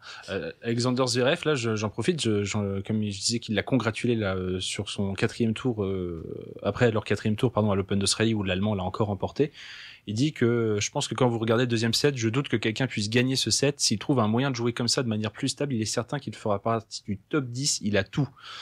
Est-ce que pour autant, alors on a retenu ce moment-là de par les votes, par l'effervescence, est-ce que pour autant, pour vous, Hugo Humbert, ça a le calibre d'un Gaël Monfils, d'un Richard Gasquet, d'un Gilles Simon, d'un Joe Wilfried Tsonga, ça peut faire top 10 mondial? Non, quand même pas. Humbert, il est pas assez complet. Non, mais il faut dire. Non, mais c'est vrai. Voilà. Humbert, sur de la terre battue, par exemple, il est pas performant, donc c'est inenvisageable de se dire top 10 mondial. Si, toi, tu penses qu'il faut être bon sur cette surface-là pour prétendre aujourd'hui, il faut être bon à peu près partout. Alors, évidemment, chacun a ses forces et ses faiblesses. C'est vrai qu'un Medvedev, par exemple, il a réussi à être bien classé en étant mauvais sur terre battue, mais Humbert, même s'il a montré des très belles choses, même si il avait jusqu'à l'ATP de Tokyo là il y a pas longtemps cette stade d'avoir gagné toutes ses finales. Ouais, quand j'ai cité le palmarès, c'était en 6 finales. Ouais. Donc il a perdu contre Fils. Ouais. Ah. Ouais. Foiré de Suisse. Non, mais Humbert, évidemment c'est un très bon joueur, mais je pense pas qu'il puisse prétendre à un top 10. Je pense qu'un Arthur Fils ou un Cazot, un Mpetshi Péricard dans les prochaines années, pourquoi pas. Mais Humbert, j'ai un peu de mal à y croire quand même. Ouais, je disais Hugo Humbert, numéro 1 français depuis février, c'était Adrien Manarino le précédent, mais bon, Manarino, ça va, c'était grâce à 6 mois exceptionnels. Après, ça va, ça vient. Humbert montre un peu plus de stabilité peut-être. Arthur Fils en montre encore plus, selon vous? Il va le doubler, il va finir par lui intégrer le top 10. Marin l'avance. Il l'intégrera, mais pour l'instant, enfin après vous pourrez me contredire, mais je trouve qu'il est pas, enfin il est pas stable. Il arrive à faire de grandes choses, mais je trouve pas qu'il y a une stabilité constante au fur et à mesure de l'année. Des fois, il y a certaines fois où il perd et il doit pas perdre. Donc et on parlait du phénomène Carlos Alcaraz, il a le même âge que Alcaraz, donc c'est déjà dire à quel point Alcaraz est costaud là-dedans. Pour info, est-ce que vous vous souveniez quel était le dernier Français à avoir fait finale de Masters 1000? Pas le gagner, évidemment. C'est Tsonga, non? Ah, perdu. Mon fils. Ouais, mon fils. C'était à Monte-Carlo, 2016, contre Nadal, évidemment. Donc, est-ce qu'il a gagné? C'était à Monte-Carlo. Et le dernier Français à avoir gagné une finale Masters 1000? Là, Tsonga. Ouais, bah oui. Tom. Mais où? J'ose plus, du coup. C'est Tsonga à Montréal 2014 au Canada. Donc, mais allez, à choisir pour finir ce petit point tennis, est-ce que entre Fils, Humbert, Cazot, Mpetshi Péricard eux-mêmes, lequel a plus de chances pour vous de gagner un Masters 1000 dans les mois et années à venir? Mpetshi Péricard. Ouais, quand même. Alors, je trouve, enfin, sur son service, wow. Il envoie des pralines. Il envoie des pralines. Ouais. Raphaël, je crois que t'allais dire autre chose. Non, je pensais à Cazot parce que j'ai vu un reportage sur lui avant-hier, mais non, c'est gentil de penser à lui aussi. Faut leur laisser le temps. Ouais. Si Cazot gagne un Master 1000, Raphaël reviendra ici en pétard. Alors oui, il y a intérêt. Il y a vraiment intérêt. On fera une hors-série spéciale Cazot avec Raphaël en animateur. Ça va être magnifique. Bon, on va pouvoir avancer. Un nouvel événement sportif de 2024 arrive. C'est acté. Le nouveau fruit préféré du 15 de France est le kiwi. On pourrait presque oublier quelques traumatismes subis par nos Bleus contre la Nouvelle-Zélande, comme la finale de Coupe du Monde 2011 ou le quart de finale du Mondial 2015. C'est venu au tour des All Blacks de broyer du noir. Rien qu'à entendre la Marseillaise, encore en novembre, le Stade de France a vibré pour la 3e fois de suite. Une série dont on ne se lassera jamais. Incroyable fin de match ici au Stade de France avec Tuipulotu qui joue dans le dos. Jordan phase de jeu, il est coffré au niveau du ballon. Il va y avoir une mêlée pour l'équipe de France. Ça va probablement être terminé sur cette action. Ce sera fini. Monsieur Abel Choukeli, libérez-nous mon Dieu. C'est fini, on a gagné. Ça y est, le match est gagné. Incroyable match. C'est terminé, l'équipe de France qui gagne d'un point. Et oui, l'équipe de France y gagne d'un point. On entendait à l'instant les dernières secondes de cette irrespirable France-Nouvelle-Zélande le 16 novembre dernier, durant la tournée d'automne. Un match haletant où les Français sont allés chercher la victoire au bout du suspense face aux Blacks.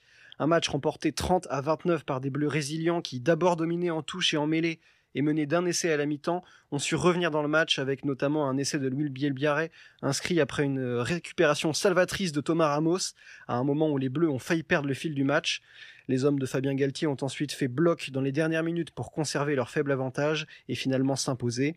On a pu compter sur un Bielbiarré flamboyant, un Ramos chirurgical et un Boudet en surpuissant. Ce match était aussi une grande première, celle de Romain Buros, l'arrière de l'UBB, qui aura répondu présent dans la rencontre, avec notamment un essai marqué en première mi-temps. C'était aussi le grand retour de Gabin Villière, qui n'avait pas joué en bleu depuis plus d'1 an. Et c'est également la 2e fois seulement dans l'histoire des Bleus qu'ils battent les Néo-Zélandais 3 fois de suite, après une série entre 94 et 95. Et les Français gardent donc le trophée Dave Gallagher à la maison. Victoire 30-29 donc cette année, victoire 27-13 en ouverture de la Coupe du Monde 2023, celle-là aussi, qu'est-ce qui a été belle. Et pour rappel, aussi une super belle victoire, on en avait beaucoup parlé dans le Campus Sport Club, j'en avais fait même un des extraits du générique de l'année suivante je crois, 40-25, c'était le 20 novembre 2021 lors d'une tournée d'automne, là encore c'était un peu encore un grand événement. Est-ce qu'on peut quand même, je veux pas faire le mec chiant, mais on parle de cette série 3 victoires des Bleus, je sais pas vous, à quel point vous trouvez ça exceptionnel ou pas, même ceux qui suivent moins le rugby, c'est 3 victoires au Stade de France. Est-ce qu'on doit être un tout petit peu se calmer peut-être? Je fais exprès d'être le rabat-joie là. On n'a pas gagné notre Coupe du Monde chez nous, donc ça veut pas dire que on a gagné tout en France. Mais franchement, c'était une belle victoire contre la Nouvelle-Zélande, qui fait que espérer du bon pour 2025. Loïc est mort. Non. Ouais. Loïc essaye de pas. Dommage. Bon. Ouais, non, vu l'ambiance qu'il y a eu autour de la table avec moi ce soir, je pense que beaucoup espéraient me voir mourir, notamment nos 2 Marseillais favoris. Mais je vais rester là jusqu'à minuit. Moi, je pourrais juste tout le monde. Je pourrais juste le mute et je dis non, vas-y, qui clams. Ah ouais, non, mais si vous pas vrai, mutez, c'est pas vrai, après, c'est pas vrai. très drôle. Arrête, je vais me faire virer moi de ma propre c'est moi qui vais me faire virer. Marin, ouais. Oui, c'est 3 succès donc en France. Bah honnêtement, le premier 40 pions sur les Blacks, c'est quand même un exploit et c'était honnêtement un match sublime où les Français ont joué leur meilleur rugby. La relance d'Entamac, elle était incroyable. Ouais. La Coupe du Monde aussi, c'est match d'ouverture, il y avait une grosse pression, les Bleus ont répondu présent. Mené 13-8. Ouais, 13-9, c'était pas un match gagné d'avance. Ouais. Et mais ce match-là, c'est vrai que il est déjà un peu plus en demi-teinte. On gagne que d'1 point. On a été mené aussi. On n'avait pas la possession pendant tout le match. Il y a eu du déchet, il y a eu des mêlées, des touches perdues, et puis un jeu aussi, un jeu de contre et de coups de pied envoyés sur les ailes qui est un peu stéréotypé aussi. C'est-à-dire que pour l'instant ça marche, mais aussi quand les autres équipes auront trouvé la recette pour nous contrer, il faudra penser à se renouveler. Malgré tout, ça reste une victoire satisfaisante au terme d'une année rugbystique qui a pas été simple, niveau sportif comme extra-sportif. Donc c'est plutôt rassurant. Et puis aussi des nouveaux joueurs qui rentrent dans le groupe. Il y a Meafou aussi qui a été très bon. Boudéan qui s'impose aussi comme titulaire.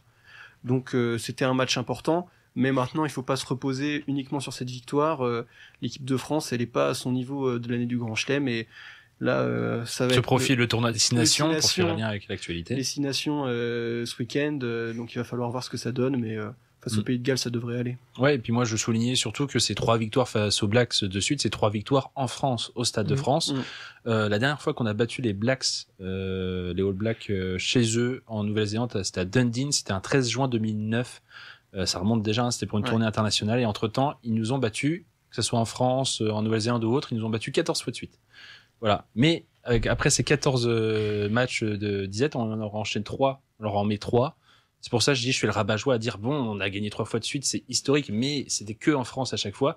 Est-ce que le prochain challenge, ce serait pas d'aller les taper chez eux? Hein bon, oui, c'est sûr. C'est quoi la prochaine Coupe du Monde est où, elle, déjà? Je sais plus. C'est un test ou je me demande, c'est pas en Angleterre, mais j'ai pas envie de dire n'importe quoi. Faudra revoir ça. Mais donc ça sera peut-être pas en Nouvelle-Zélande. Si c'est pas en Nouvelle-Zélande, je veux dire, ça serait encore plus beau. Après, il y a des test matchs tous les ans, donc peut-être qu'on les jouera. On les affronte bien assez souvent. Ouais, c'est ça. En Australie.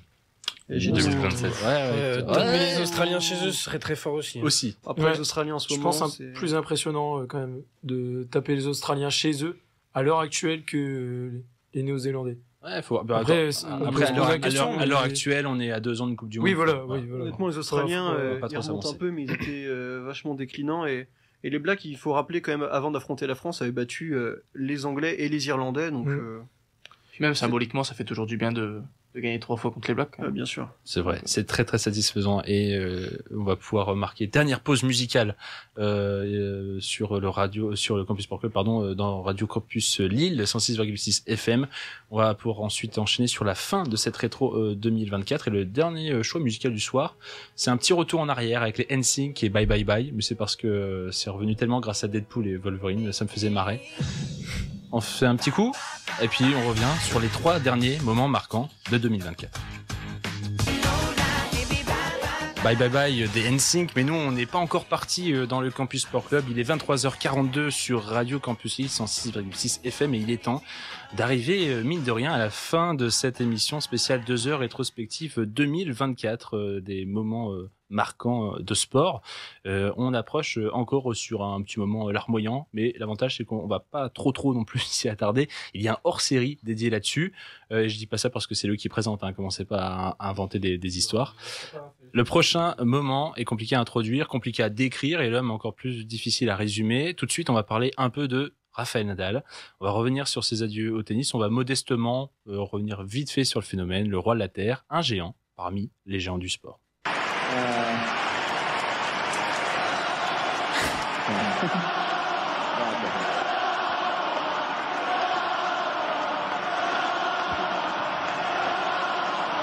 Rafael Nadal qui s'est exprimé donc longuement en espagnol. La carrière de Rafael Nadal est terminée. 22 grands chelems au palmarès, 4 Coupes Davis, champion olympique. Les larmes coulent un petit peu, les yeux sont humides.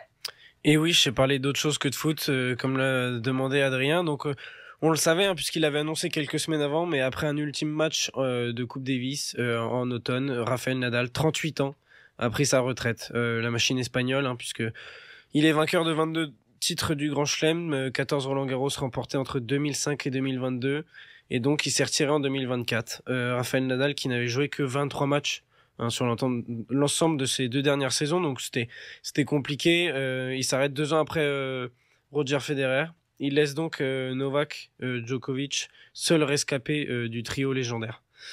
Cette retraite, elle est la conséquence de problèmes physiques subis récemment. Il a déclaré: la réalité, c'est que ça a été dur récemment, en particulier les 2 dernières années. Et puis en fait, oui, on l'a vu aussi, ça a été pénible, voire triste à voir. Après, on peut pas lui enlever quand même d'avoir joué ou au moins essayé un très bon tennis jusqu'à la fin. Moins bien que ce à quoi il nous avait habitués, bien sûr, mais on se souvient à Roland-Garros où il a rivalisé par moments, on y a cru, presque, contre Zverev, qui était pourtant bien en forme, ou encore contre Djoko dans le 2e set à Paris. Donc on savait qu'il allait partir en retraite lui-même, d'ailleurs, pour la petite anecdote, ne savait pas exactement quand, puisque faut se rappeler qu'au moment de perdre, quand il perd son simple, il savait pas encore qu'il allait disputer le dernier match de sa carrière. Ce qui est presque un adieu. Est-ce que pour vous c'est un bel adieu finalement, du coup, dans ces circonstances-là?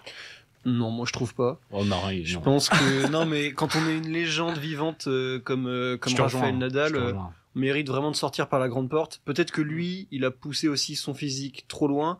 Peut-être aussi que les grandes instances du tennis auraient pu lui dérouler le tapis rouge, comme ça a été le cas pour Federer. On a tous en souvenir les images de lui en pleurs avec Nadal. C'est vrai que Nadal a pas eu non plus cette chance-là. Et contexte différent aussi. Évidemment. Parce que tu parles des instances. Après, il faut Federer, pour ceux qui ne savent peut-être pas, qui nous écoutent, qui a acté sa fin de carrière, c'est même pas sur un match officiel en plus. C'est sur une exhibition, après c'est lors de la Laver Cup.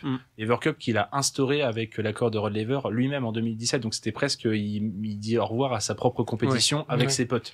C'est vrai. Là où Nadal a peut-être aussi quand même choisi le défi sportif. Après, est-ce que parce qu'il a annoncé sa retraite, le sélectionneur l'a forcément pris avec l'Espagne en Coupe Davis? Non. C'est pas parce qu'il prenait sa retraite est-ce qu'il aurait été sélectionné même sans annoncer sa retraite? C'est la question. Je pense quand même qu'il aurait été sélectionné. Je pense que c'est compliqué de lui dire non à Nadal. Oui, c'est compliqué, voilà, c'est comme tu le dis. Est-ce que c'est pas lui finalement le capitaine de sa propre équipe? C'est possible, mais c'est vrai que ça faisait un peu de peine à voir quand même ce départ de Nadal presque dans l'anonymat, comme Andy Murray aussi qui a aussi fini sa carrière cette année. Au JO. Ouais. Et qui est maintenant coach de Djokovic. Le dernier membre du Big Three. Exactement. Donc, il y avait aussi cette question qui, on vous invite à aller écouter le hors-série dédié à Nadal, 2 heures encore de contenu pour revenir sur les grands pans de sa carrière. On parle de Djokovic, on parle de Federer, on parle de cette retraite. Et il y avait notamment cette question de la Coupe Davis, comme on la connaît depuis quelques années, est-ce que c'était vraiment le meilleur endroit, même si c'était en Espagne? Bon, pourquoi pas, après. Voilà, je vois que ça vous fait pas réagir plus que ça. Symboliquement, lui, on aurait préféré une meilleure fin à Roland-Garros, déjà. Ouais, t'aurais préféré Roland-Garros, toi? Ah bah, évidemment, je pense. Qui ici aurait préféré Roland-Garros? Comment dire, moi, comment dire non? Répondez. Surtout que là, en plus, se faire, battre au premier tour, il a pas chance de tomber sur Zverev, mais bon, voilà, quoi, c'est dommage de sortir comme ça. Tirage défavorable, parce que je pense qu'il aurait pu aller plus loin que le premier tour, quand même, si ça avait pas été pas gagné, oui, mais voilà. Non, mais il aurait pu faire une... Zverev au premier tour, Djoko dès le deuxième des JO, enfin, c'était presque, il a pas eu de chance sur ce coup. C'était impossible. Le pauvre, il a même pas eu une voix un peu plus simple et royale. Et puis ce match, comme disait Loïc pour finir, ce simple où il le perd, mais il sait même pas que c'est son dernier, ça fait aussi un peu. C'est frustrant, triste. C'est pas terrible. Après, est-ce que participer au double, ça aurait été le bon choix? Pas spécialement. Forcément. Mais au moins, il aurait quand même joué dans la défaite. Bon. Ouais. Voilà ce qu'on retiendra de lui. On va pouvoir passer d'une raquette à une autre, si vous le voulez bien. Connaissez-vous la Lebrun Mania? Ici, on peut. Oui, non? Bon, je vous redonne quand même sa définition. Lebrun Mania, phénomène d'euphorie collective, de joie débordante et d'admiration infinie pour les frères Alexis et Félix Lebrun, nouveau roi du ping-pong. Au sommet du ping mondial, ils sont jeunes, ils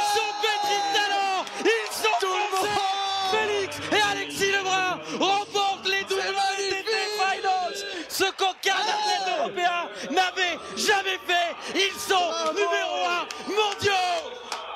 Ah, quel kiff! Quel kiff! Et oui, les frères Lebrun, c'est Alexis, 21 ans, 14e mondial, et Félix, 18 ans, qui lui est 4e mondial. Cette année, les deux jeunes Montpelliérains ont fait rayonner le ping français à travers le monde, un sport pourtant si peu médiatisé dans l'Hexagone. Ils ont pris une toute autre dimension depuis les JO de Paris, où la grande majorité du public français les a découverts.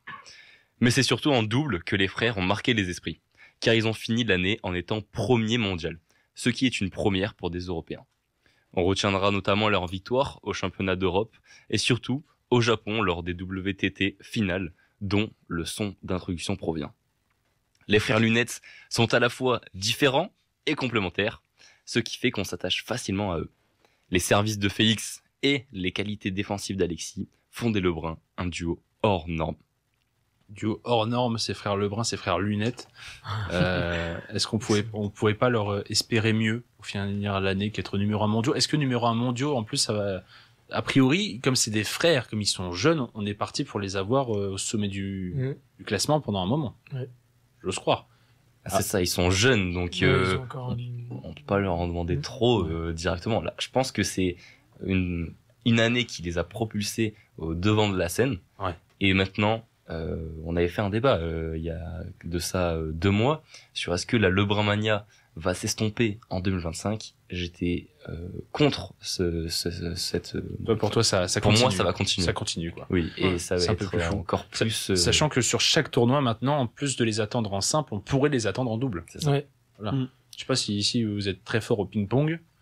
On n'a pas aussi l'impression que c'est une pénibilité pour eux d'être en simple comme en double. A priori, c'est peut-être l'image que nous on a de très loin, hein, mais ils s'entraînent ensemble depuis tellement longtemps et en plus, il faut le dire, des frères en double, on peut se dire bah c'est simple, mais finalement ça peut être quand même une question difficile à gérer parce que t'as derrière ça le fait d'être meilleur ou pire que ton frère et du coup t'as une question d'ego qui revient forcément. Toi tu penses que ça peut vraiment jouer contre eux sur le long terme? Bah non, justement, je voulais dire que en tant que frère ça peut être compliqué, mais là je trouve que cette famille des Lebrun se gère très bien. Ils sont bien entourés et donc je pense pas qu'il y aura forcément un problème dans les années à venir. Moi je me trompe. Mais... Moi je trouve que l'histoire entre les deux en fait elle est magnifique parce que déjà, je vais pas être aussi méchant que Patrick Montel, je sais pas si vous avez vu cet extrait, mais c'est vrai que c'est vraiment les deux mecs que t'as dans ta classe au lycée, et donc ça déjà, c'est assez incroyable. Oui, je l'ai vu passer, ouais. Non seulement ils sont frères, et même des fois, non seulement ils sont forts à deux en double, mais leur rivalité aussi, c'est ça qui est marrant quand on voit Félix, alors je sais plus c'est lequel des deux, mais qui monte sur la table sur la... En fait, c'est Alexis. L'histoire, c'est Alexis, le Félix, le premier en étant champion de France, qui était monté sur la table et son frère était dépité avec les larmes, et du coup même dans les interviews il disait hey, t'as vu, t'étais en larmes toi. Et du coup quand Alexis l'a battu en finale des championnats de France, il est monté à son tour sur la table pour faire en mode quoi. Un gros calme. Ils auraient pu quand même le prendre mal. Enfin moi j'aurais mal pris, mais c'est là où Raphaël Raphaël a vraiment raison, c'est qu'il y a la notion de compétition, d'adversité, mais que l'ambiance familiale, la fratrie qu'il représente est plus solide et plus forte encore. Je crois qu'il joue de cette compétition. C'est clair. Je sais pas, c'est une anecdote, mais quand on voit la pub Boursorama, c'est vraiment calé sur leur rivalité. Vous préférez quoi? De la Lebrun Mania, vous préférez leur médaille aux Jeux Olympiques, leur victoire au WTT final, ou les pubs? Les pubs. Non, les bourses sont bien filmées quand même. Le premier qui dit autre chose que les pubs, il ment, c'est pas possible. Loïc, grand admirateur. Ouais, bien sûr. Et puis même, ils font du bien pour la discipline, puis même pour le sport en général, quoi, d'avoir des stars comme ça, un peu aux antipodes de la star originelle. C'est le genre de phénomène, là, on parle de Lebrun Mania, mais c'est le genre de Lebrun Mania qu'on aime vraiment, qui accompagne le sport. Faut voir le nombre de nouveaux licenciés dans les clubs de ping-pong cette année, ça peut faire que du bien au sport français, hein. Donc c'est sûr que c'est positif. Pourtant le budget, compliqué. On en parlera dans d'autres émissions. La semaine prochaine, on revient sur un format d'1 heure. On pourra faire les news et on parlera peut-être du budget. On verra à ce moment-là. Et petite question pour finir avant la transition. Est-ce qu'il y en a ici qui ont déjà joué d'un sport en club avec un frère? Ouais, au foot, moi avec mon frère. Ouais, c'était catastrophique. Dans le même club ou dans la même catégorie? J'imagine dans la même équipe. Enfin, je veux dire. Ah ouais, non, pas dans la même équipe. Ils jouent ensemble. Tu joues avec ton frère. Moi, j'aurais pu, par exemple, mais enfin, on a 3 ans de différence, donc la plupart des catégories, ça n'existe pas une catégorie qui regroupe 3 ans de différence d'âge. Donc, je sais pas ici s'il y en a certains qui ont un jumeau, un tout petit, tout juste jeune. Non. On senior, hein, parce qu'une fois qu'on est en senior. Je peux jouer des fois au ping-pong justement avec mon frère, enfin contre mon frère. Mais on tient pas autant de temps que les Lebrun. Et puis donc comme tu viens de l'avouer, vous faites pas des doubles. Eh non, on fait pas des doubles. Non, senior, je me suis entraîné avec mon frère, mais on n'a jamais joué ensemble. Ok. Vous voyez comme quoi en plus c'est encore une très belle histoire. Bon, on va pouvoir attaquer le dernier segment, il reste quelques minutes quand même. Mais qui sont fous ces Brestois. Après les Leverkusen, un autre club bien plus modeste, bien plus excentré et encore plus excentrique a fait chavirer le cœur des fans de foot en France. Son nom, le Stade Brestois, donc une belle bande de pirates venus dépouiller les clubs français de leur place en Coupe d'Europe, des cadors de leur victoire sur les petits, on dirait entre guillemets, le tout emmené par leur capitaine de bord, le grand Éric Roy. On va trembler jusqu'où quand même, parce que Brest n'a pas réussi à marquer ce but du break. Les 4 minutes, c'est fini. C'est la victoire historique ce 19 septembre. Brest est entré dans la cour des grands et a vaincu Sturm Graz 2-1. Doumbia pour le frapper. Repris, première fois. Et le but brestois. 43e minute. Leur cœur est énorme. Leur cœur est immense. C'est le Briochin, le cardinal, qui marque à 38 km de sa ville de naissance. Et oui, l'année 2024 de Brest est véritablement exceptionnelle. On passe d'un club qui jouait le maintien les années précédentes à un club qui époustoufle le monde du foot. D'abord, ils ont surpris la Ligue 1 l'an passé, en finissant 3e. Un exploit qui leur a permis de se qualifier pour leur première Coupe d'Europe. La plus prestigieuse d'entre elles, la Ligue des Champions. Au début de la saison, les hommes d'Éric Roy ont dû assumer le fait de jouer 2 fois par semaine. Ainsi, leurs résultats en Ligue 1 sont un peu plus compliqués. Ils sont actuellement 8e. Mais les Bretons choquent l'Europe entière en montrant qu'ils ne déméritent pas leur place dans la compétition européenne. 13e avec 13 points en 7 journées, les Pirates sont assurés de passer le tour suivant grâce à des matchs mémorables, notamment ceux contre le Bayer Leverkusen ou encore le PSV Eindhoven. Il ne leur reste peut-être plus qu'une chose à faire, battre le Real de Madrid demain au Roudourou. Ainsi, le Stade Brestois montre que pour réussir, il ne faut pas forcément des stars, mais un véritable collectif. Donc j'aimerais savoir, Loïc, qu'est-ce que t'en penses du meilleur club breton? C'est la dernière, promis, c'est la dernière embrouille de la soirée. Non, c'est la première qui va se passer dans le métro, là, surtout. c'est catastrophique. Non, franchement, c'est dur de critiquer beaucoup Brest en ce moment. Après, même si je pense que moi, c'est très temporaire, c'est qu'un club où ça va pas durer. On avait dit ça pendant l'été, hein. Pendant l'été, je pense qu'il y a pas grand monde qui... Pendant l'été, ça avait pas commencé leur aventure en Ligue des Champions. Après, je leur connais leurs gros matchs, bravo à eux.